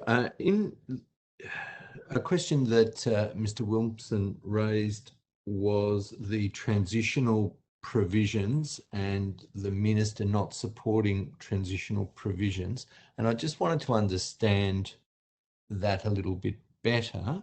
Did the minister not support the transitional provisions because the properties in question were not included in the interim overlay and therefore it wasn't warranted, or was it because he had some kind of procedural objection or political objection to the transitional provisions? Stretching my memory a little bit, I wasn't prepared for a question around transitional provisions tonight, so it's been a while. But I think that at the time when a decision was made on the interim controls, the decision was to not include the properties that had been granted consent by council for demolition in the interim heritage overlay. Unfortunately, we don't always get the reasons, the specific reasons for why a certain decision is made within the department, the minister's department. So I think at this point, from a procedural perspective, it's fair to say that those properties simply weren't included in the interim heritage overlay at the time. So, well, and I know you're recommending their inclusion, but the fact that they weren't included, it was in a way of addressing those transitional concerns for those people who had engaged architects or commenced development and would have been significantly financially and detrimentally impacted by the change that was occurring when they'd already commenced their development. In relation to the property at 12 Harris Avenue. And I hope I've got my notes correct. This was, I think I've got the name, Rob Elston. I'm not sure if I got his name correctly written down there. You addressed this. He raised structural integrity issues in relation to his property and an unknown underwater source. And look, this question may not be appropriate for this panel, but I just wonder whether there's anything that council can or has done or could do to help identify the water source that's causing the structural integrity. I might just have that one dealt with offline. It's really not pertinent to tonight's meeting. Okay, Chair, I understand your ruling for that. And just in relation to that property, I wonder that the Mayor, Councillor Thompson, raised a question in relation to properties that are not occupied that potentially lack structural integrity. But in the case of a property that is occupied and that potentially does lack a degree of structural integrity, as it's suggested that this property may be in that bracket, to what extent is demolition possible, noting that a property may be given a contributory status, and what can a resident do in those cases if they are occupying it? So it's a slightly different version of that question that was asked where it's not occupied. Well, the same situation really applies. A planning permit, these properties, assuming that it is in an interim heritage overlay at this point in time, that a planning permit is required for the demolition, and then the assessment process and the consideration of the merits of that will be assessed just like whether the property is vacant, uninhabited, or inhabited. Whether the property is, council doesn't make a decision as to whether the property is, from a planning perspective, inhabitable or not. There may be other people that make that call, but the assessment process is entirely consistent with the other scenario. Thank you. And look, one final question. It was raised by one of the speakers about a secret heritage layer, and I think it's important for people present to respond and address what the reference to the secret heritage layer, whether that's an appropriate term, is and how that works. I must have missed that. My apologies. That was not my intention.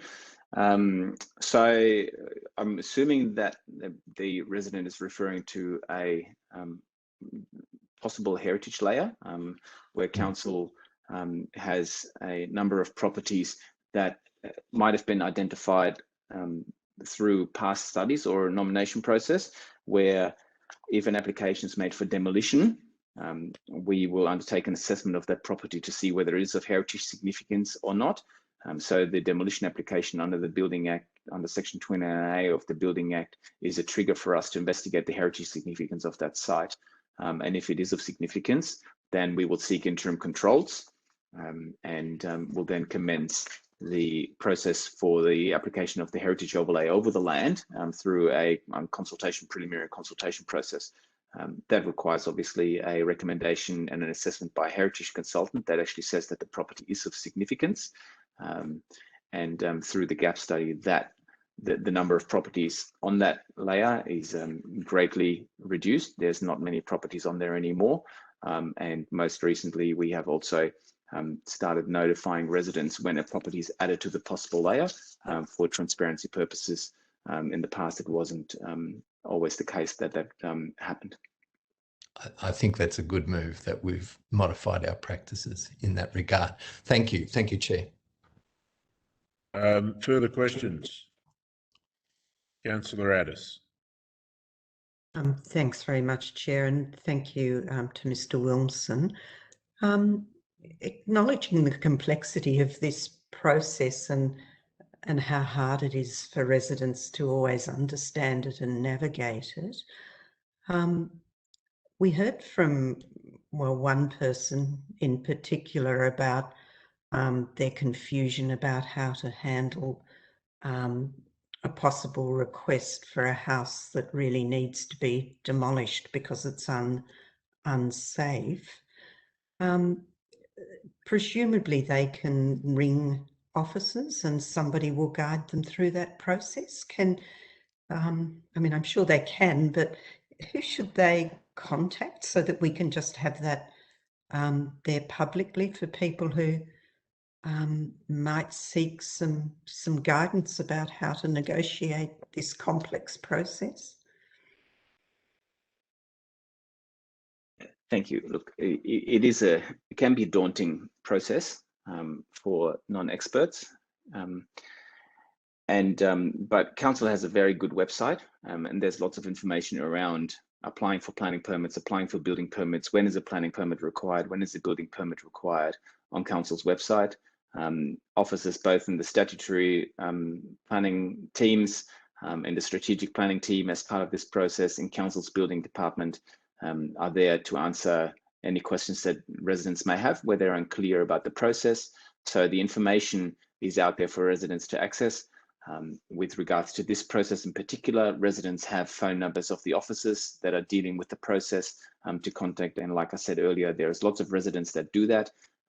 There are some residents that ring multiple times because they keep having, thinking about it and asking, coming up with more questions that we're then able to answer and try and help them out. What certainly is a confusing process at times and very technical. So those opportunities clearly exist for residents to use. Thanks, Chair. Thanks, Mr. Wilmson. Thank you. I think that exhausts questions, so I'll return to the Mayor. Oh, thanks, Chair. I just did have one further question before I move to my motion. Just to follow up on Councillor Franco's questions with regards to how officers assess and how the independent panel assesses the same things. Mr. Wilmson, you've said you assess the same things, but is it true that the independent panel can arrive at a different outcome to where officers have? Yes, they can form a different view. They might agree with the view that's presented by a submitter or their expert.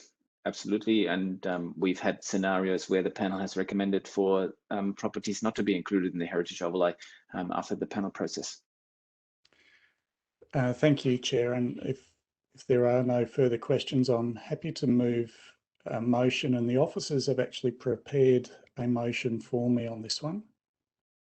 We're able to get that up on the screen if possible.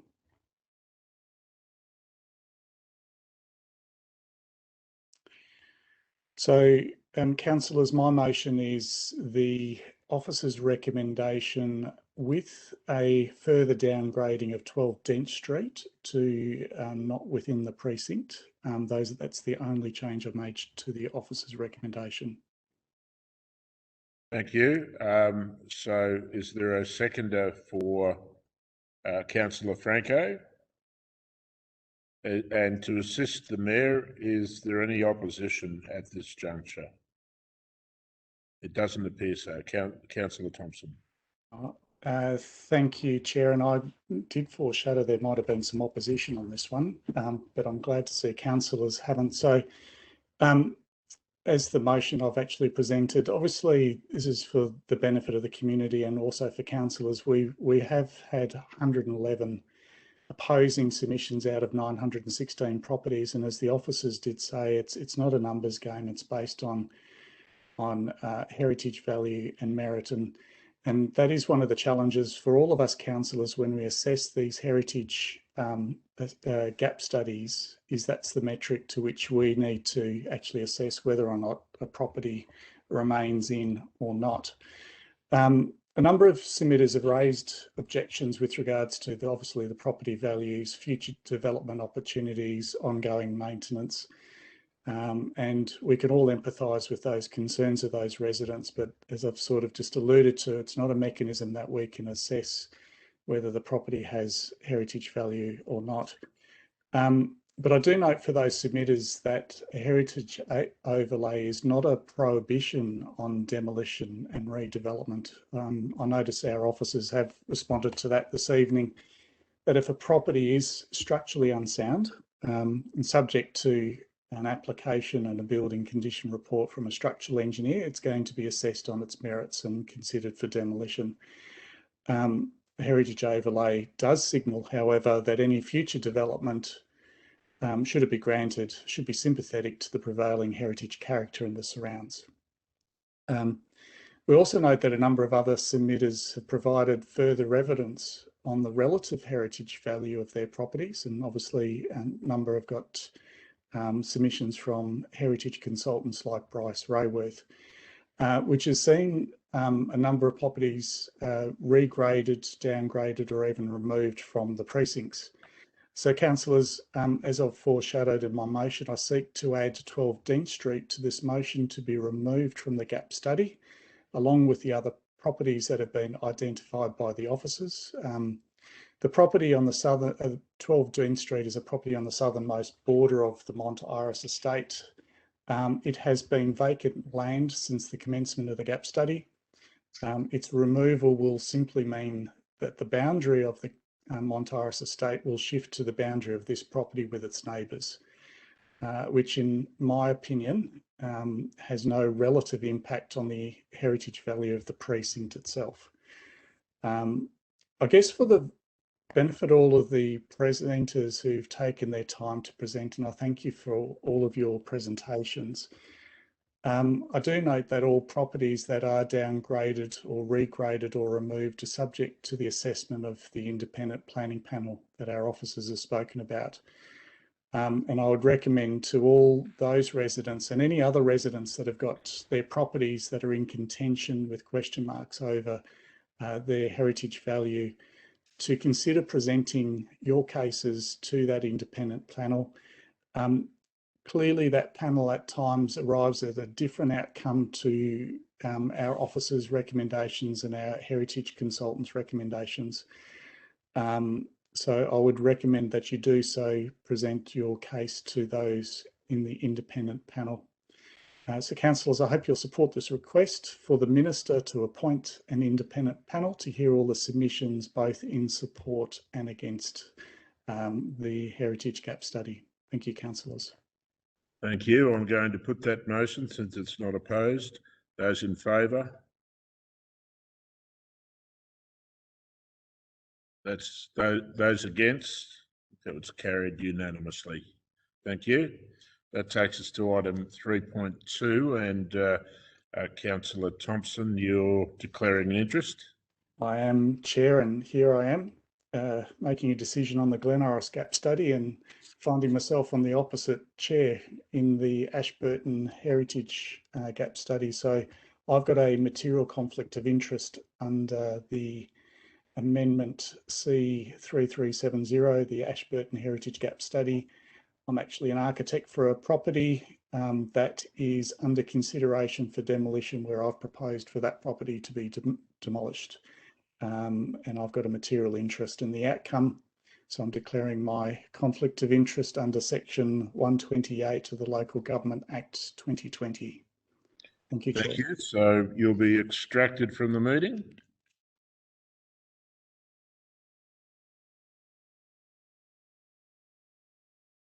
That's been done, and that report will be presented by Mr. Costello.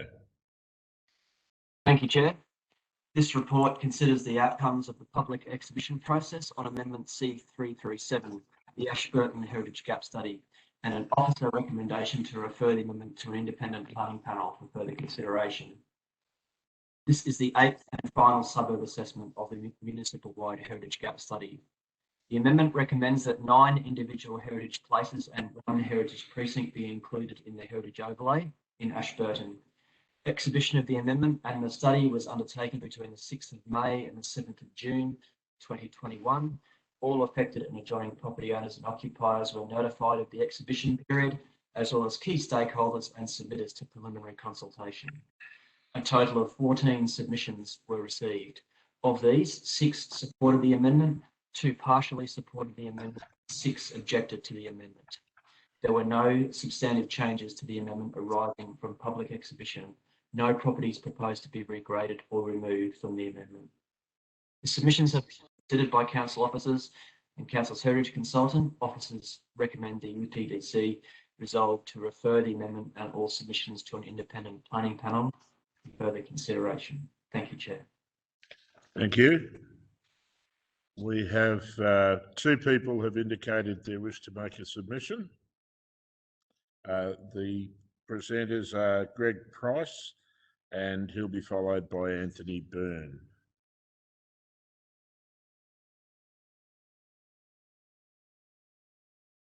Good evening, councillors. Fancy seeing you here again. My presentation is about a highly localised issue, which is basically number 56 Albion Street. So we're talking about the roundabout corner of Dent Street. Start with your name and suburb again, thanks. Sorry, Greg Price in Glen Iris. Okay. Sorry, Councillor Park. So my presentation is about number 56 Albion Road. So we're talking about the roundabout corner that's the junction of Dent Street, Albion and Dunlop. There's a property on the corner which has been nominated as contributory. It has been modified with aluminium windows, and that was spelled out in the officers' responses. There's a couple of adjoining properties which are listed for inclusion, and it's a very, I guess it's a messy corner, and you know, I don't know how to go and put this more diplomatically, but you know, it's not exactly the stuff that's worthy of heritage protection, or you know, could probably do with some redevelopment. Whereas the properties along the odd numbers of Dunlop Street and further down in Albion are much better representations of the properties. So my request is that those properties at the very top end of the that home farm estate and environment precinct be removed, because number 4 has been rebuilt. The numbers 2 and 6 are completely different styles. Number 56 is very I guess unusual and has been modified, and the 54 and 52 are different styles. That's just because I go past all the time, whereas the other properties, I know there's strong support down in Ashburton for a strip of those, and along Dunlop there's some very lovely properties. So thank you very much, councillors. Thank you. I'll just see if there's any questions. No, there aren't. So thank you for your presentation, and we'll move now to Anthony Byrne.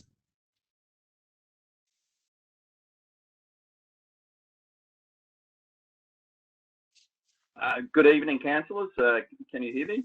We can, and if we could just get you to start with your name and the suburb in which you live, thanks.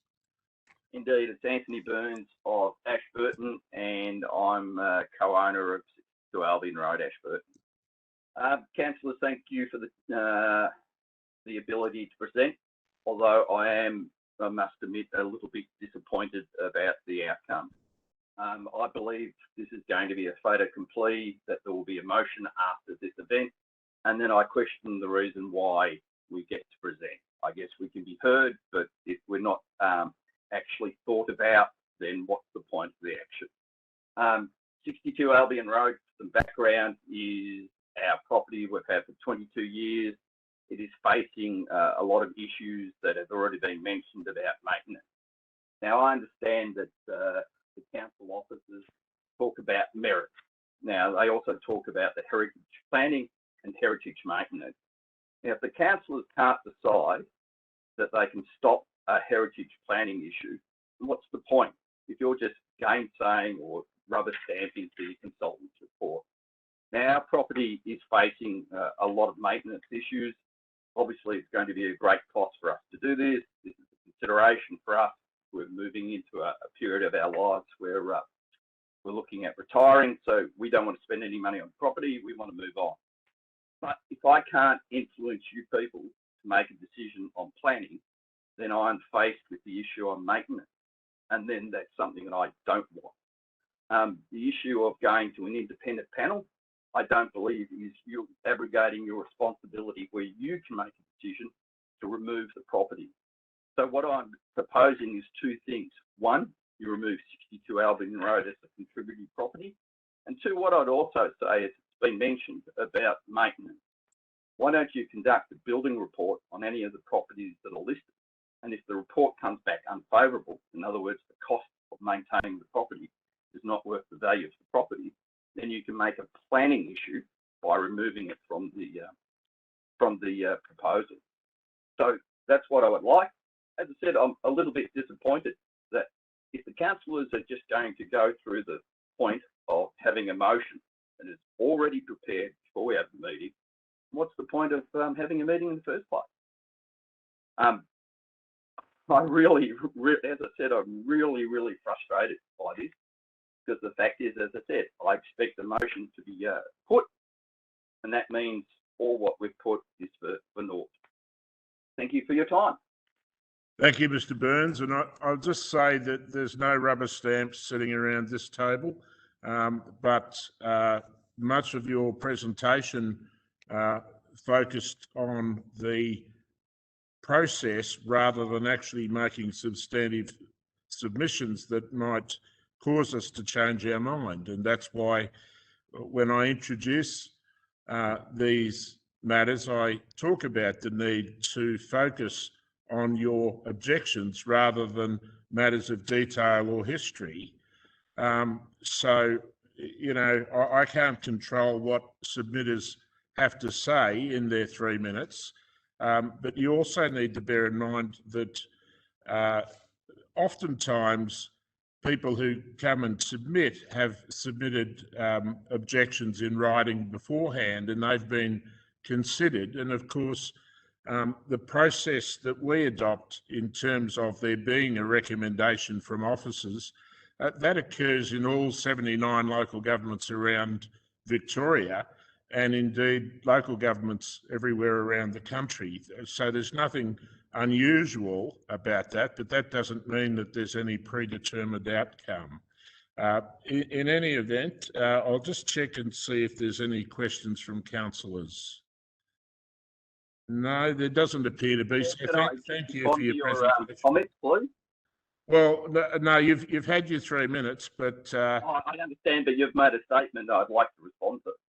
Well, I'm afraid you don't have that opportunity. I understand that now. Thank you for your presentation tonight.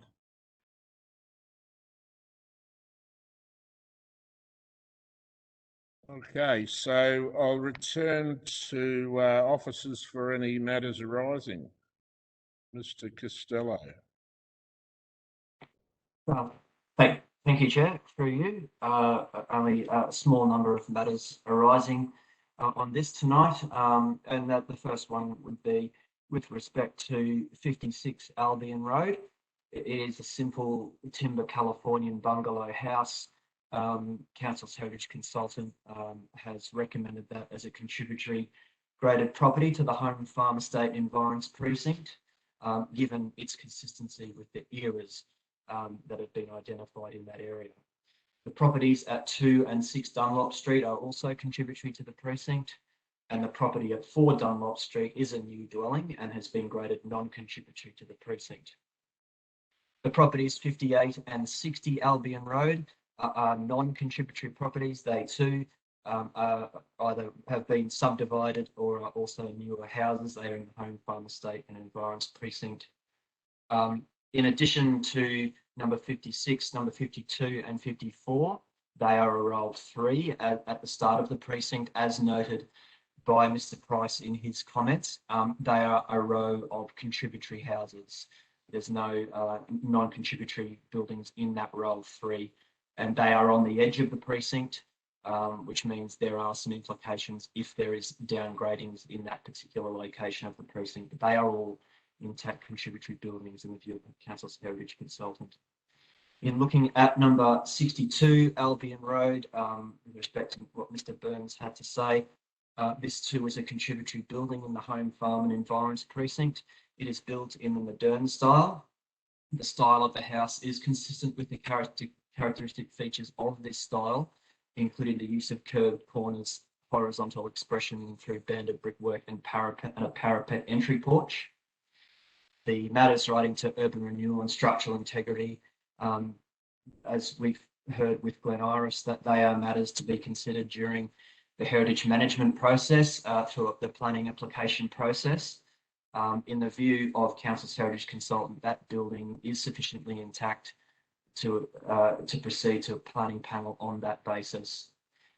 And Council's heritage consultant has also maintained the contributory value with that particular building. The commentary with respect to maintenance, again, that there's no internal controls proposed. Internal works can be undertaken without the need for a planning permit. And obviously a planning permit can be applied for and obtained for any external works that need to be done, depending on the nature of those particular works. That's all I have for tonight, Chair. Thank you. Thank you for that. Councillors, are there any questions of officers? No, then I'm in search of a motion. Councillor Hollingsworth. Thank you, Mr. Chair. I'm not sure if Councillor Franco had his hand up first, but He didn't, but who's the ward councillor? Councillor Franco? He must be mute. In the meeting at the moment, it's Councillor Thompson. Councillor Thompson, sorry. I'm happy to speak to the motion. Thank you. That's fine. So what's your motion, Councillor Hollingsworth? To support the officer's recommendation, to move the officer's recommendation. All right. And Councillor Franco, were you intending to second that motion? Yes, I'm happy to second the motion, Chair. That's fine. To assist Councillor Hollingsworth, is there any opposition at this juncture? It appears not. Councillor Hollingsworth. Thank you, Mr. Chair, and thank you for the confusion. I know the area we're talking about is abutting the Solway ward and Gardner ward, so I just wanted to clarify that wasn't overlapping in the Gardner ward there. Wanted to very much thank the presenters tonight and also thank the officers for their very detailed report and answer to the questions put forward by the presenters. Just wanted to make comment that obviously with heritage, based on the original dwellings that were designed and built by our forebears, it's understandable that not all houses reflect the same era. So with regard to the comments by Mr. Costello, there would be the modern era, there could be the California bungalow era, there could be Victorian or other eras at the time, but nonetheless they are homes of heritage value and they have been identified by the independent heritage consultants in their reports and deemed of heritage value. So I'm very happy to support the officer's recommendation, and I know that the report, if adopted by councillors tonight, will then be forwarded to a panel for any further review and consideration. Thank you. Thank you. I'll put that motion. Those in favour? That's carried unanimously. Thank you. So we'll arrange for the Mayor to return, and then we will move to item 3.3, 12 to 14 Tannock Street. And Mr. Brennan will be presenting that report. So we'll just wait until the Mayor's back online.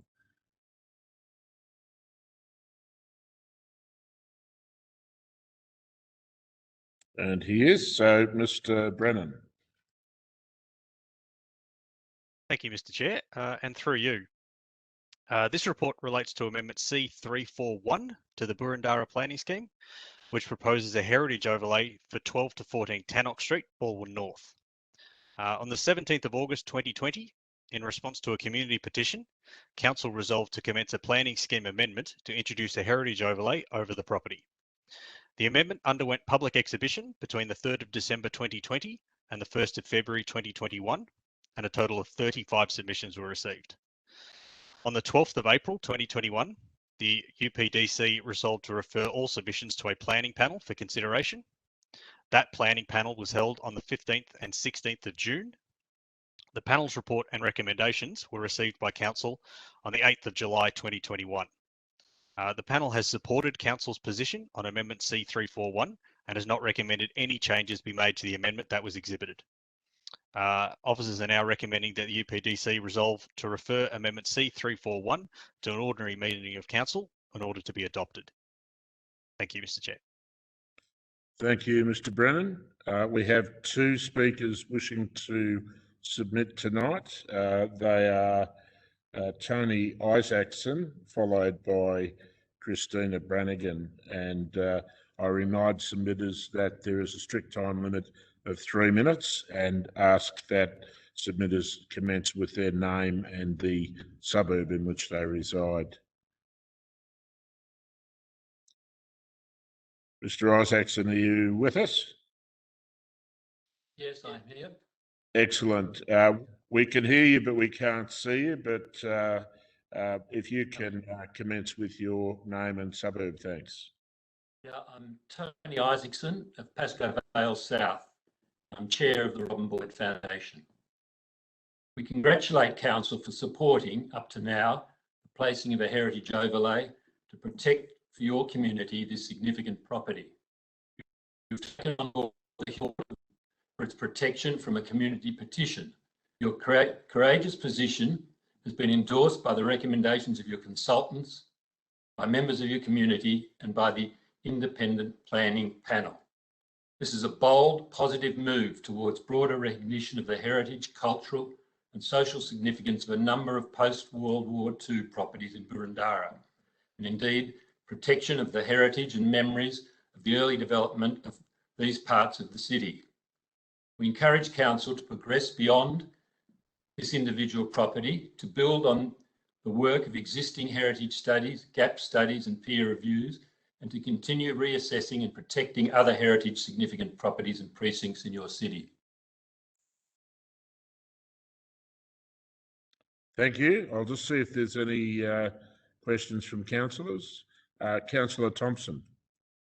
Just a quick one through you, Chair. Obviously, Mr. Isaacson, obviously your position on this is well known, and thank you for presenting again and encouraging us councillors to arrive at the same position as we did previously. This property is quite significant to the foundation. That's the case, isn't it? It's significant to everyone in Victoria. And a further question, this might sound like a bit of a Dorothy Dicker, but this particular project of Robin Boyd's spans his career. Sorry, I don't quite understand your question. So I believe this particular property actually spanned his career. I see, yes. Well, this property was a very early Robin Boyd designed building when it was first constructed. And then there were 2 alterations to this building, extensions to this building that were both designed by Robin Boyd. I think the last one in the late 50s or 60s. So yes, it's significant both as an early example of Robin Boyd's work and as an example of the adaptation by Boyd of his own work. Thank you. The adaptability of that building. Thank you, Chair. Thank you for your presentation. That seems to exhaust the questions. So that takes us to Christina Brannigan.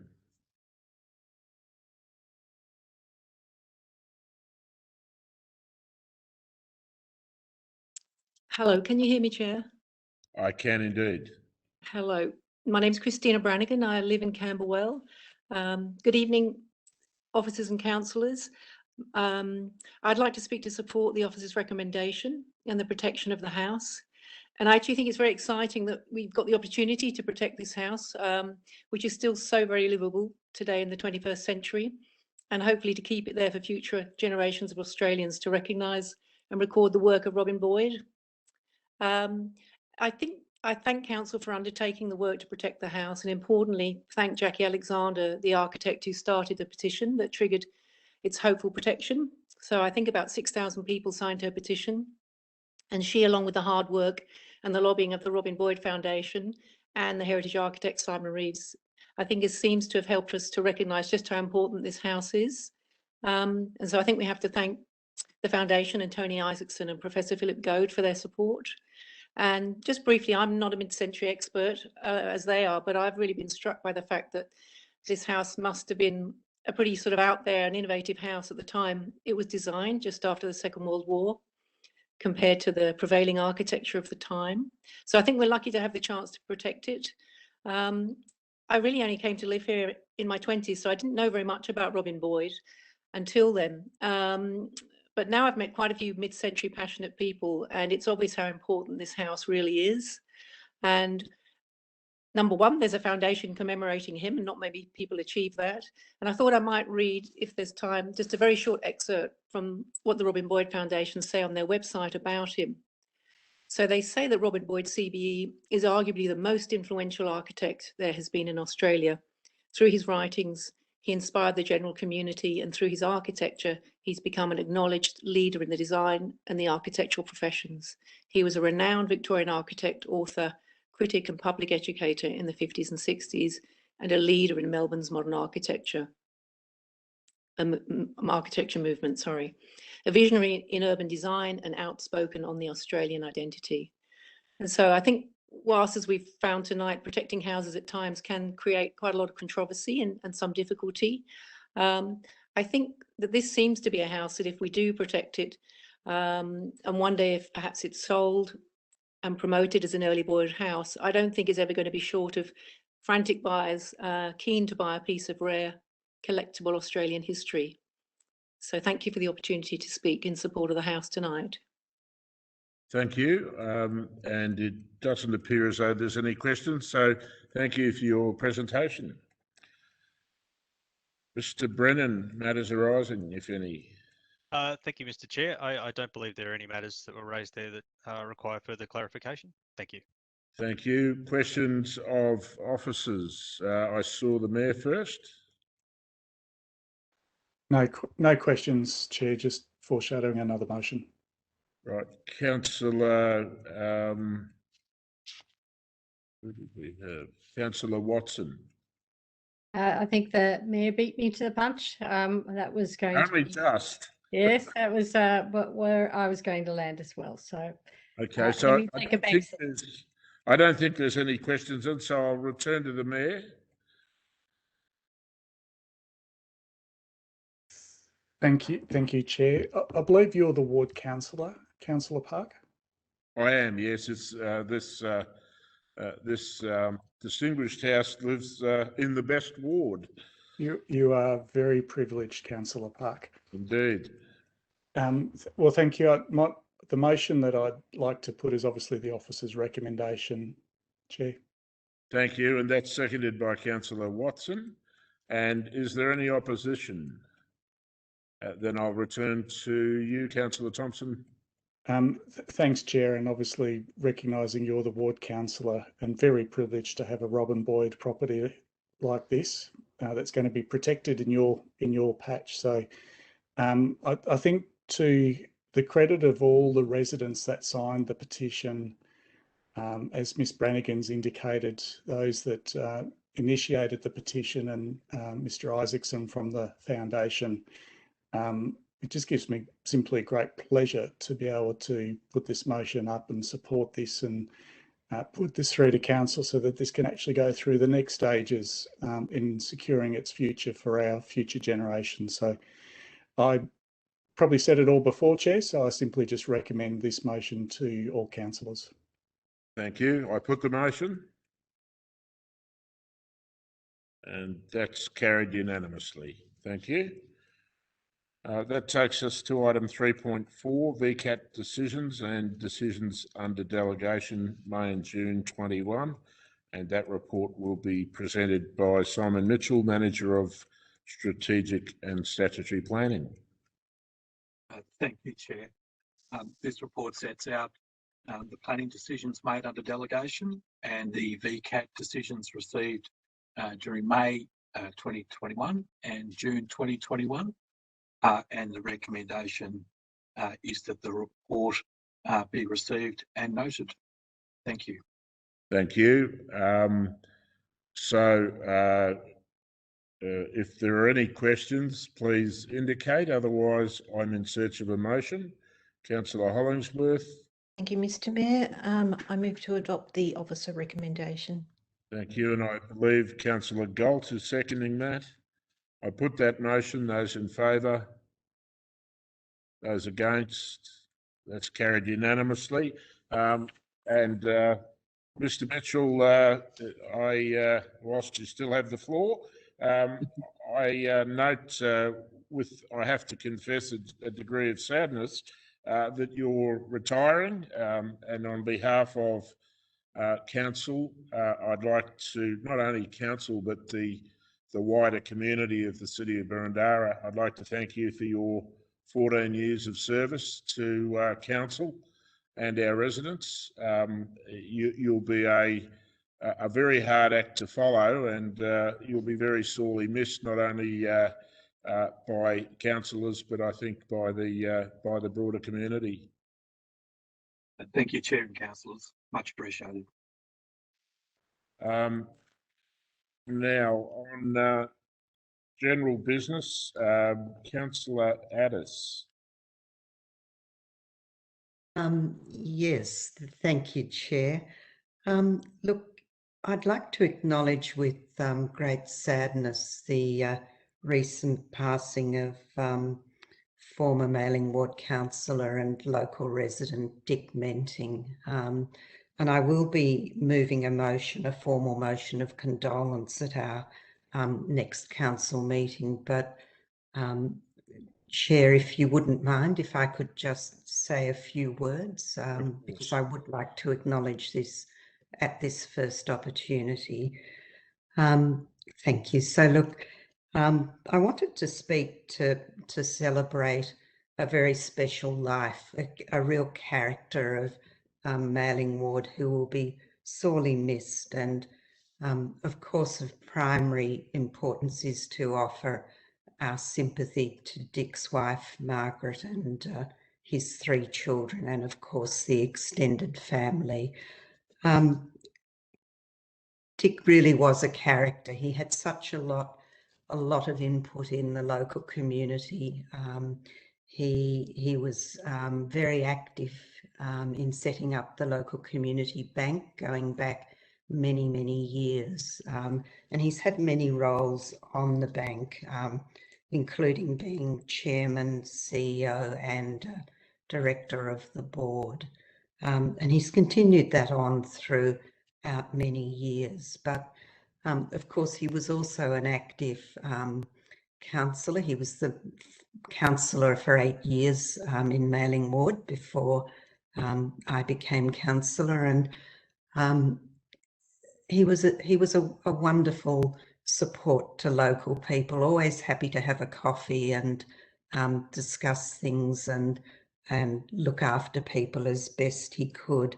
I believe he was also actively involved with Rotary and also a great proponent of the local sporting clubs. He'd often be down there enjoying the company of people in the clubs. So he'll be sorely missed. We value our characters in Canterbury in Mailing Ward, and Dick was certainly one of them. So I want to celebrate what a special life he was and thank him for being part of council and part of the community. So thanks, Chair. Thanks, Councillor Addis. Councillors, are there any further items of general business? And I'll move to item 5, urgent business. Councillor Thompson. Thanks, Chair. I'm seeking a procedural motion, probably in 2 parts, or a procedural motion for 2 items of urgent business. I recognise you'll probably do those one at a time. Thanks, Chair. Yes. So you're seeking to admit, as I understand it, 2 items of urgent business. So we'll need a motion. The first one, as I understand, deals with planning reform. So we'll need a motion that the Urban Planning Delegated Committee resolve to admit as an item of urgent business the matter of planning reform, because this item relates to or arises out of a matter which has arisen since the distribution of the agenda, and it cannot safely or conveniently be deferred until the next Urban Planning Delegated Committee meeting. So you'll move that, and is there a seconder for that motion? That's seconded by Councillor Gillies. I'll put that motion.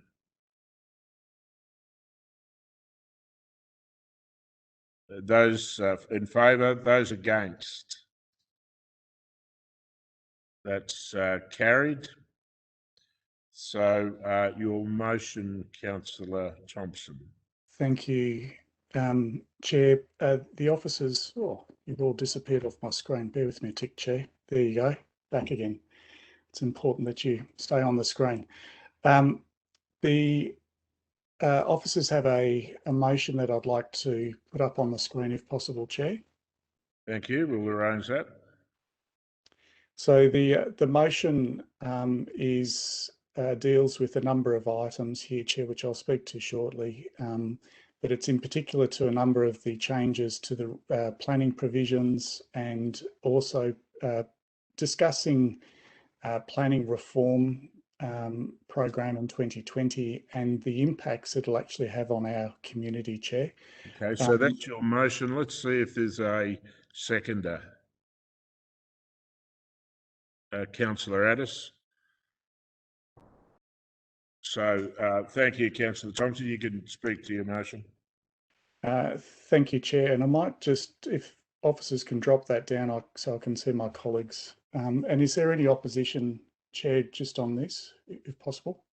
It appears that, yes, there's at least one councillor who's opposed. Thank you, Chair.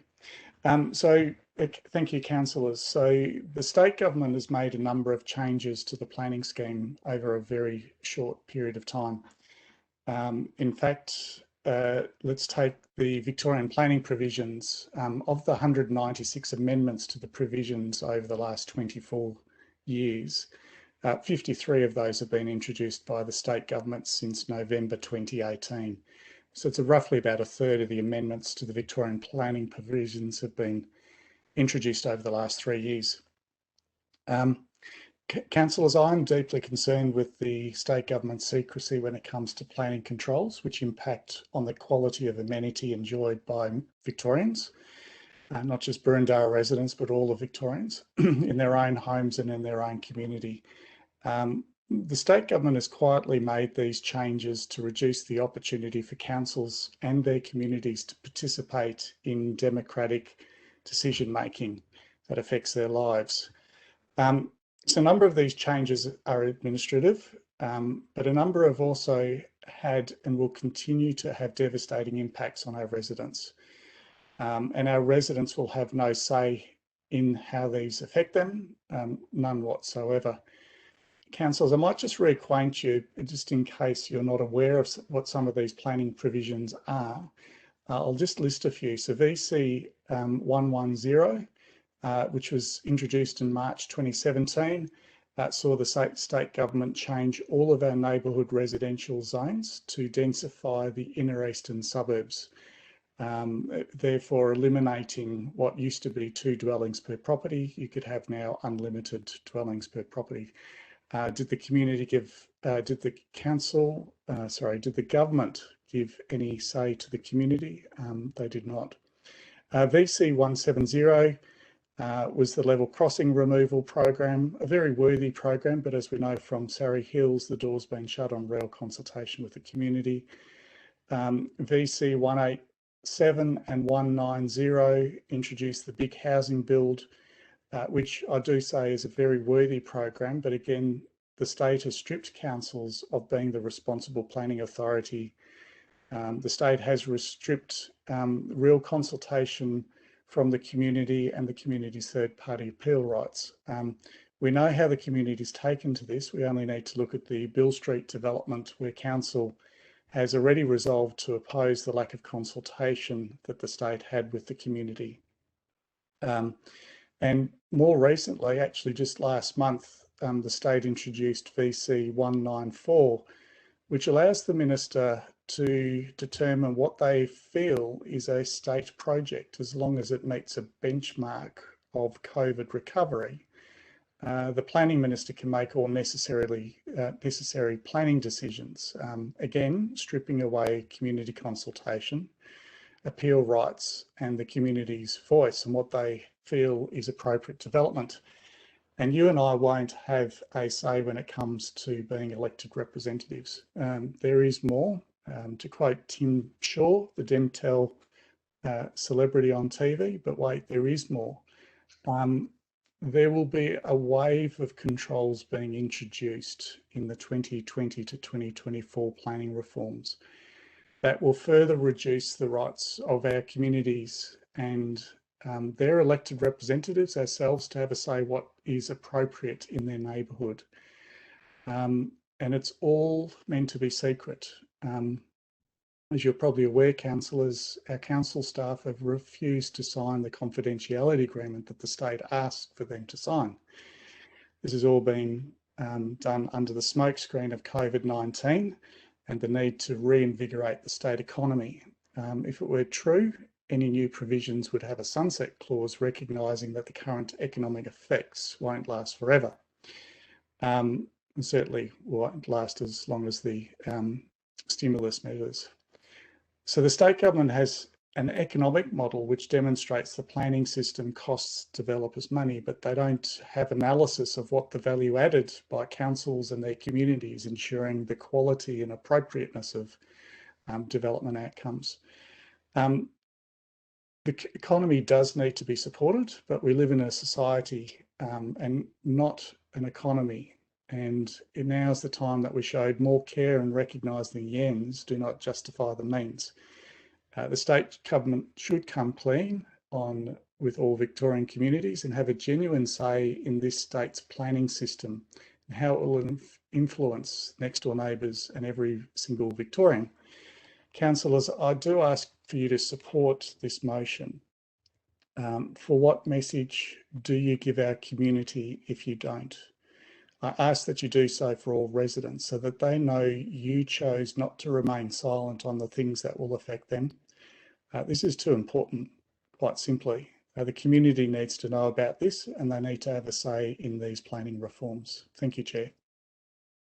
Thank you. I'm glad you didn't bring out the steak knives because we were running out of time. But anyway, Councillor Addis was the seconder. Do you wish to speak at this juncture? Look, just very briefly to echo what our Mayor said, that this motion really is about addressing our concerns on behalf of council and the community, and the way in which the way in which this process is going. People won't have the opportunity to speak on behalf of the things that will truly affect their amenity, the way they live our lives. So I think it's really important that on behalf of the community, we speak for them and say that this simply isn't fair. People should be allowed to have a say in things that are so profoundly going to affect their lives. So I very much support the Mayor and thank him for bringing this forward. Thanks, Chair. Thank you. Other speakers? Councillor Franco. Thank you. This motion is partly about the issue, supposedly, of stripping away community consultation, but the way we've introduced this motion as an urgent matter, in effect, does that in itself. It's been introduced without notice, means that residents have been unable to see a public report on the matter. It means that we as councillors have not been fully briefed and properly briefed on the matter. It means that the state government has been unable to see the report that we're presenting and able to comment on the issues at hand. And ultimately, the motion is recommending the use of ratepayer monies to unleash what I see as a political campaign against the state government. Now, if we're going to do that, I ask that we really think about the manner in which we're doing it, and whether this is appropriate. We want to be a professional council that works collaboratively and effectively with other tiers of government. But if that's our genuine concern, if that's our genuine focus, and we want to work effectively with the state, then we should be raising those concerns in a constructive manner, not in the form of a political campaign with all residents using all means of communication available to us and ratepayer funds, but directly with the authorities concerned, seeking a dialogue. If that fails, and we can say, okay, well, look, that failed, this happened, that happened, but let's have that discussion, have the report to council presented, which lays out the issues, which gives an opportunity for the residents to see what's actually occurring, that gives the opportunity for feedback and to obtain advice from the state government, and that really goes to the heart in a substantive way. But if we simply unleash a campaign against the state government, I mean, how is that going to be interpreted? And what's its real value? To write to residents to say, okay, we're going to be, proactive on advocacy. But it's interesting, our selective advocacy, because perhaps we haven't been strong on advocacy on issues that are of interest to other councillors on this council, for example, on environmental issues or other issues. But now all of a sudden we take this without any substantive backing, without any formal report, and just unleash a campaign. It just concerns me. If there are substantive issues that need to be addressed from a planning issue, then let's get it properly reported. If there's shortage of time, etc., because we can't wait 4 weeks to the next planning committee, we can set a special planning committee for that purpose. So I simply ask that let's get a report done, let's present the issues properly, not race through on an urgency motion and unleash a political campaign using ratepayer funds in a way that's simply detrimental to Burundara Council and to the way we'll be perceived. Thank you. Councillor Biggar. Yeah, thank you, Chair. I don't have a lot to say. I really was going to say that I guess my question is that I do support the community consultation. Obviously, I think that community having a voice is fundamental, and I understand the mayor's concern. I guess my only hesitation is that it's difficult. It's so effectively for us who haven't seen, we're voting on something we haven't seen. We're really voting on sight unseen, and that is challenging, I think. And I understand that that you may not have much more information than we do, but it puts us in an awkward position, I think. So while I support the intention to flag that we've got concerns, and I think that many of the things that you've laid out, I mean, I would support them. I think they are concerning. I just think that it also it's quite early, and so it makes it, maybe you'd think that it needs to be this early, but it puts us in an awkward position, I believe, as councillors, because we don't have much information to go on in putting it forward. Councillor Watson. Thank you, Chair. Councillor Franco brought up a number of issues that I think need to be addressed. We have had briefing as much as the officers can give us. This government is working with great speed and also under the cover of great secrecy. We're not the only council that have expressed concern in a public way. Darebin voted unanimously on a motion very similar to the one facing us tonight, voicing their concerns. The City of Glen Ira also passed a motion voicing their concerns. And if we had the luxury of time, we would probably follow the path exactly outlined by Councillor Franco, an officer's report of greater detail, not just a briefing, would have come forward, and we would have done things in a slightly different and more normal manner. But that's not the situation that faces us right now. That's why it's an urgent business. The community voice and local democracy is something that every councillor in Victoria should put their hand up to support and protect. It's why the VLGA was set up in the first place in 1994 when councillors were dismissed. So I very much support this particular motion. I wish it wasn't coming forward in this way. I wish we had We had time to be able to consider more thoroughly and give a more detailed response. I also wish we had more information, but with our officers refusing to sign secrecy agreements, they've been cut out of a portion of the information that should be coming before us tonight. So this is not the way you do business, and we need to send a message to the government that this is not good. We will defend our community's rights. We will defend our right to be a voice for our community. And it's with a great deal of enthusiasm that I will raise my arm to the square and support this motion this evening. Thank you, Chair. Thank you. Councillor Hollingsworth. Thank you, Mr. Chair. Look, I'll be very brief. I just wanted to again thank the Mayor for bringing this to our attention. And I also acknowledge that the Mayor, in conjunction with the officers, have a greater degree of insight than what we as councillors are privy to. So I take on value that the Mayor has been involved in meetings with other mayors and other colleagues, and certainly with Council CEO and ELT. And the reason he's brought this to our attention tonight as a motion tonight to present, based on a very, very brief briefing that we've had prior to this, is because he does believe there's a degree of urgency. My concern is that there is a perception that there has been several orchestrated manoeuvres, perhaps, strategically timed to expedite the haste of implementing change.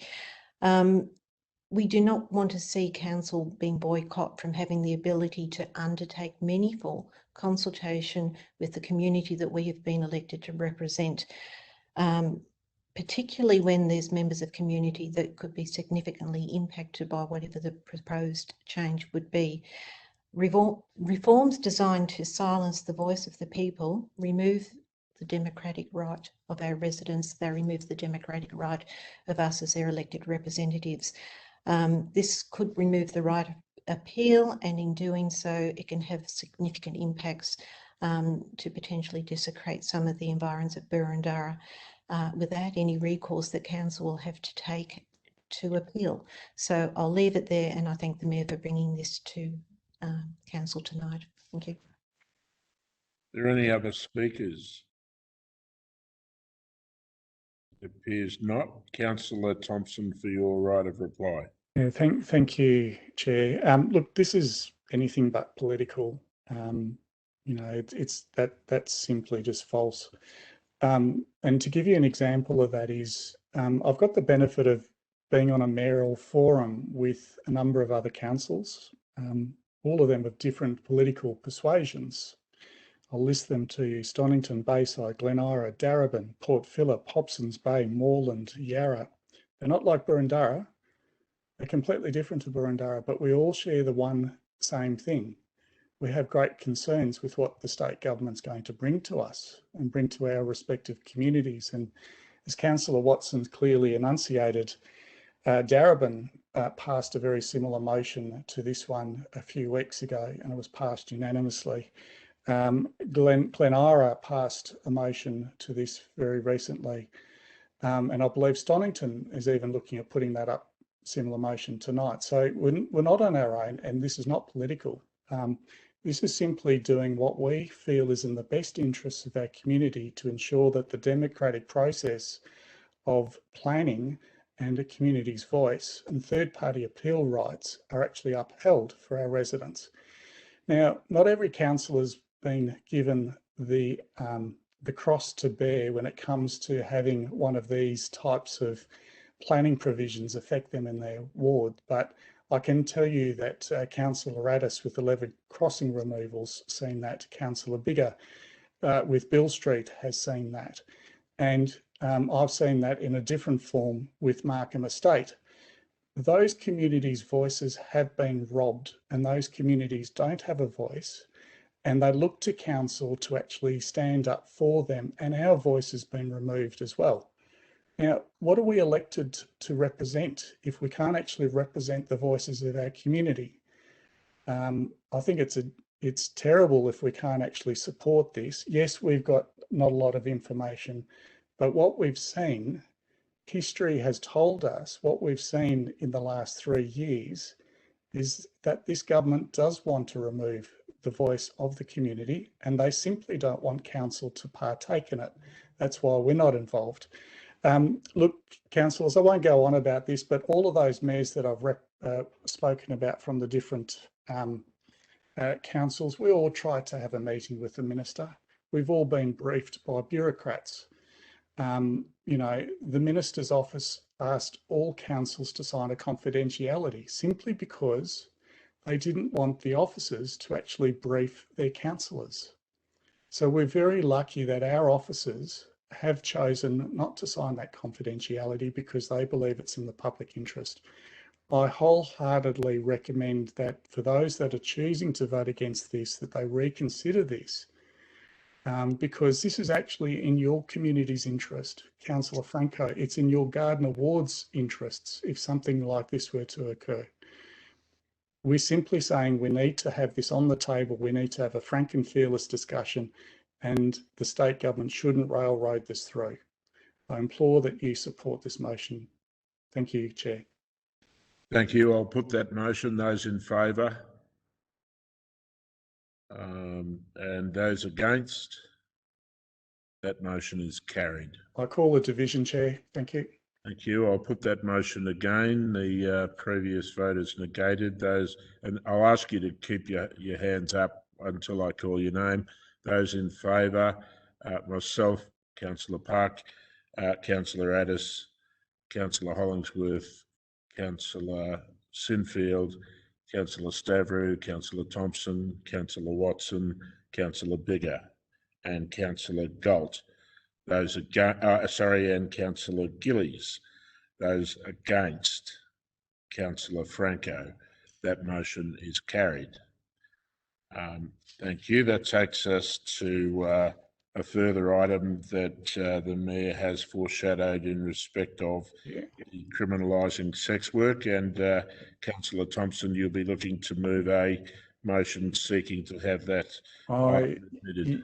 Yes, thank you, Chair. Again, similar to the previous one, to bring this forward, Chair, because it's quite urgent. In fact, it's very urgent, this one. So I'll just, we'll just take that down from the screen. I think everybody's had the opportunity to read that, and I'm in search of a seconder to the urgency motion. Councillor Stavrou. Do you want to speak very briefly to establish urgency? Yeah, thank you, Chair. Yes, and I can go on to this a bit further, but this, the state government's put out for consultation a paper with regards to decriminalising sex work. It's not so much the decriminalising of it, it's actually the impact on our planning. And this really needs to be considered straight away before the state government considers this and puts this into legislation. Okay, thank you. So I'll put the motion in respect of establishing urgency. Those in favour? Those against? That motion is carried. So your motion, Councillor Thompson. Yeah, thank you again, Chair. If the officers can just bring up the motion on the screen, and then I'll talk to that. So this motion is in a couple. Bring that up further. Yep. So it's on the screen, Chair. Thank you for that. So this motion seeks to note the intent of the Victorian government with decriminalising sex work. That's not the process that we're concerned with now. It's actually what is opposing with regards to the amenity impacts and the planning impacts associated with it. So item 2 goes on to that. Items 3 and 4 look at the voice of the community. Now, the community may not very well be aware. I'll just see if I can get a seconder to that. Councillor Watson. Okay, thank you, Councillor Thompson, if you want to speak to that. Yeah, thank you, Chair. And again, is there any, there is opposition, I'm assuming? Yes, there is. Thank you again, Chair. Okay, so councillors, this motion seeks to note that the state government has decided to decriminalise sex work in Victoria, removing offences and criminal penalties for consensual sex work, decriminalising street-based sex work, and repealing public health offences. The state seeks to repeal the Sex Work Act 1994 and regulate the industry through existing regulatory agencies such as local councils. I do make it quite clear for all councillors and obviously those in support and those against, this motion does not bring into question the moral imperative that the state government's intention is to protect, to remove discrimination, and enhance the rights and entitlements of sex workers as a legitimate way to earn income. That's not in question here, councillors. But I am disappointed by several things that will directly impact our community. Firstly, the lack of consultation with the community and with council. The state has given only 2 days for this council to comment on the proposed legislation before the submission closes. This to me demonstrates a clear intention that they don't want to hear from councils and communities. Secondly, and most importantly, this change in legislation will introduce changes that will affect our residents and council. This is where it's in the public interest to know about this. And they are decriminalising street-based sex work in most locations. Dismantling the separation requirements between sex work business and particular land uses, including residential dwellings. The discussion paper under planning controls identifies that a current use that is considered discriminatory towards sex workers is where street-based sex work can take place near a place of worship or a school or a childcare centre or where children are present. It seeks to remove those separation distances through discrimination, and it states there will be no separation distance requirements between sex work businesses and particular land uses, including dwellings. The changes go on to mention that brothels can apply for liquor licences, sex work businesses can operate in commercial and residential areas, home-based businesses can be set up in local streets and they can advertise their services and hours of operation like any other home-based business. And no statement's been provided by Victoria Police that supports this initiative. Council will administer sex work businesses much like any other business under the Planning Environment Act. So this motion seeks to oppose the changes that will directly impact on the health and safety of our residents. The planning scheme identifies permitted uses on the appropriateness of that use in the context for which it's proposed. For obvious reasons, not all business activity is permitted in residential zones. The community should have a say in what they believe such businesses should be located in our municipality. So this motion seeks to call upon the state government to meaningfully consult with the community and local governments across Victoria before they introduce their changes, to provide evidence on the health impact, the social impact, the economic impact, and also criminology assessment with regards to the proposed changes.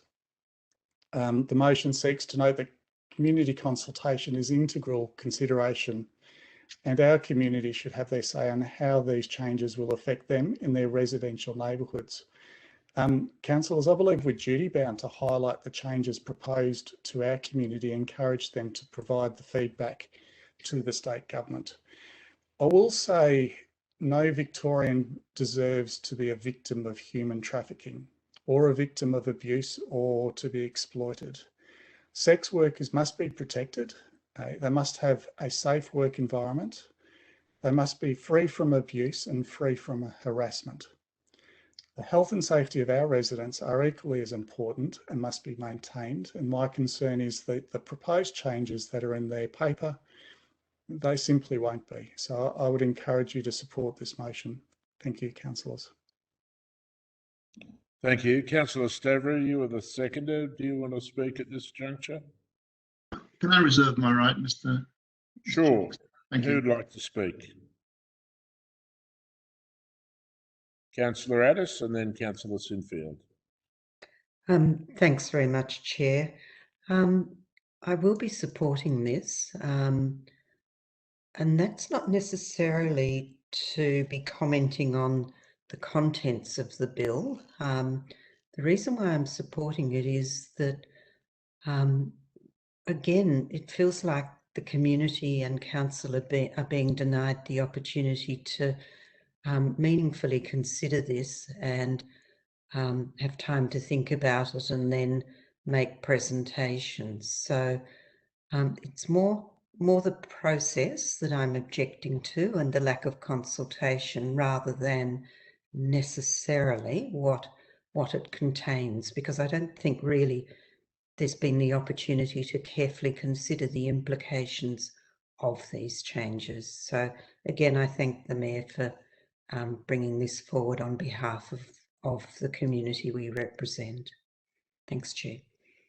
It seems I'm not paying enough attention because apparently I actually recognise Councillor Watson as the seconder. So I'll cross back to Councillor Watson. Thank you, Mr. Chair, and I'll speak later. Thank you for the recognising the error. Then I'll go back to Councillor Sinfield. Thanks, Chair. I'll keep my comments really brief, other than to echo what has already been said very eloquently by the Mayor. My concerns are broad and far-reaching for our community and the amenity impacts that this is likely to cause. And I make those observations from a position of community safety, where my primary occupation for the last 20-odd years has been in enforcing the law. So it gives me great concern, and I also echo Councillor Addis's comments in relation to the process that has been adopted here by the state government in trying to push this through without consultation. Not only without consultation, but entirely without awareness by the community as to what's being pushed through here. So consultation's one thing, a level of awareness and advertising their intention is another, and we haven't seen either here with any sufficient time for anyone to really make comment or socialise the concept amongst the Burundara community and more broadly. Thank you. Thank you. Councillor Stavro. Thank you, Mr. Chair. I might speak now, given that I'm not the seconder, so thank you.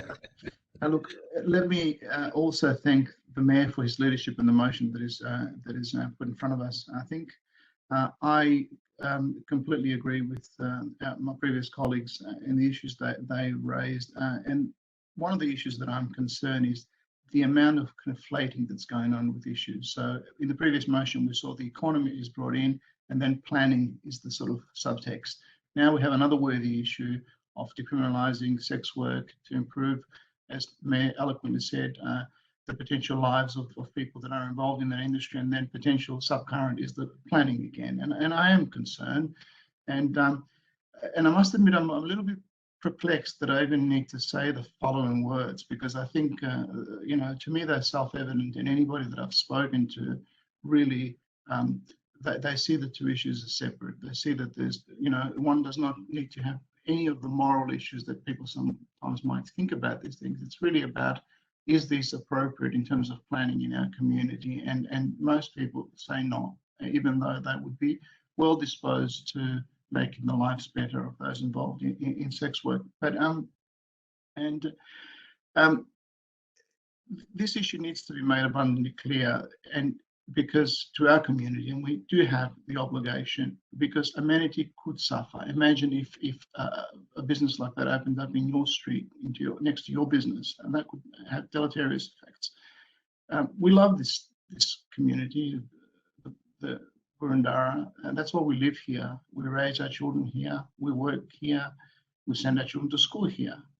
A lot of people choose to retire in this area, and a lot of us that run for council, I believe, have one of these sort of, you know, innate sort of sense to help this community and protect the amenity, protect its open spaces, and protect our neighbourhoods. It's a wonderful area, and I'm sure, like others who are drawn to become councillors, it's because we feel we ought to give back in some way to actually ensure that it continues to be just as good for future generations. I have raised this issue in previous meetings in very similar circumstances. I think it's a basic human right, particularly in a democracy, for community to be part of the decision-making process that affects our lives, not in the abstract, but in practical terms, in our local environment.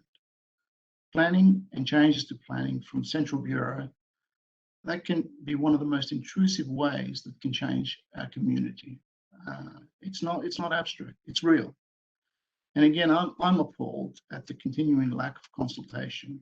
Make no mistake, I think that this is a slap, not only to the Boroondara community, but as the Mayor said, and it's evident that other mayors are seeing this, for communities across all Victoria. So on that basis, I fully support the motion and I applaud the Mayor for the leadership. Thank you. Thank you. Councillor Franco. Thank you. I won't be supporting this motion. It's alarmist, it's wrong, it's politically motivated, it's a misuse of ratepayer monies, it's about undermining the state government effectively as the last one and setting up a campaign in the lead up to the state election to undermine the state government. I think that's what it's about. What it's not about is dealing with the public policy issues at hand. If we were genuine about the public policy issues, we'd have a report before us, we'd have a considered approach to issues. We wouldn't be engaging in this motion. This motion is about reaching out to the community, using ratepayer monies to create a campaign of fear and alarm in the community about Boroondara being turned into some kind of red light zone or brothel area. This is, if we're genuine about reaching out to the state government, it's not about writing to all residents and encouraging fear and panic in our residential community. The motion, I don't have it in front of me now, it was flashed up before, but it did, if I read it correctly, and you can put it up again, there was a motion clearly objecting to the decriminalisation of the sex industry. So we say that it's not about the decriminalisation. Look, I'd welcome seeing the motion again and actually being able to. Councillor Franco, it was emailed to you some days ago. So maybe if you just have a look at your email, it's there. You've got it. We all received it. Okay, well, I must have missed that email, but members of our community who may want to see the motion as well will eventually get to see it when they receive the letter.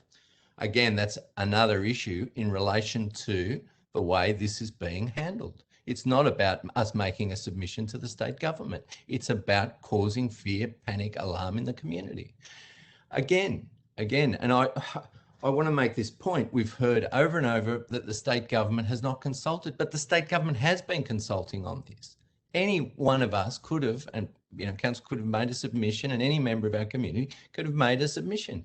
To suggest that there's been no consultation, where there's been no consultation, it's been in relation to this motion and the way this is being introduced. And I just want to also touch on the issue of decriminalisation. I'm just reading straight here off the state government website and the Consult or Engage Victoria, and it says decriminalisation doesn't mean sex will be deregulated. It will be subject to standard business laws. There will still be limits on where street-based sex work can take place, such as near places of worship, near schools, care services, or children's service centres where children are present. So to suggest otherwise is wrong. And if we're suggesting that businesses are going to be popping up with red lights or whatever flashing through the community, I think that's wrong. So if we're genuine, we can make a submission. If there are substantive policy issues, let's present the policy issues to the councillors. There's always opportunity to make submission to the state government in relation to thoughtful, considered planning considerations that we can submit. But it's not about that. If that were being presented, it'd be a different story. And that's what gives me concern. And we're basically misusing our ratepayer funds to create these political campaigns against the state government. And we have to ask ourselves, how are we being perceived? What are we doing? What's it for? Writing to all the residents and creating this alarm and fear, rather than actually engaging with the issues of substance and having them presented in a thoughtful, systematic way. So I'll leave it there. Thank you. Are there any other councillors wishing to speak? No, so I'll return to, oh, sorry, Councillor Watson. Missed me twice, Chair. Thank you for the opportunity to speak. I want to address some of the concerns that were raised by Councillor Franco. 2 days is not consultation. But if we went to our community with the Heritage Gap study and said, you got 2 days to make a submission, I'm pretty sure of the response that we would get. The state government has not consulted in a genuine way, and we are calling them out for this failure and seeking to put the community voice back into this process.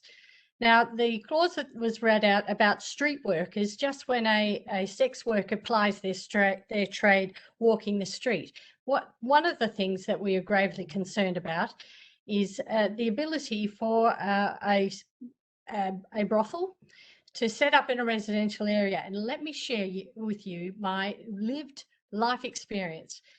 I had an illegal brothel set up 4 doors down from where I lived when I lived in North Carlton. It was not fun.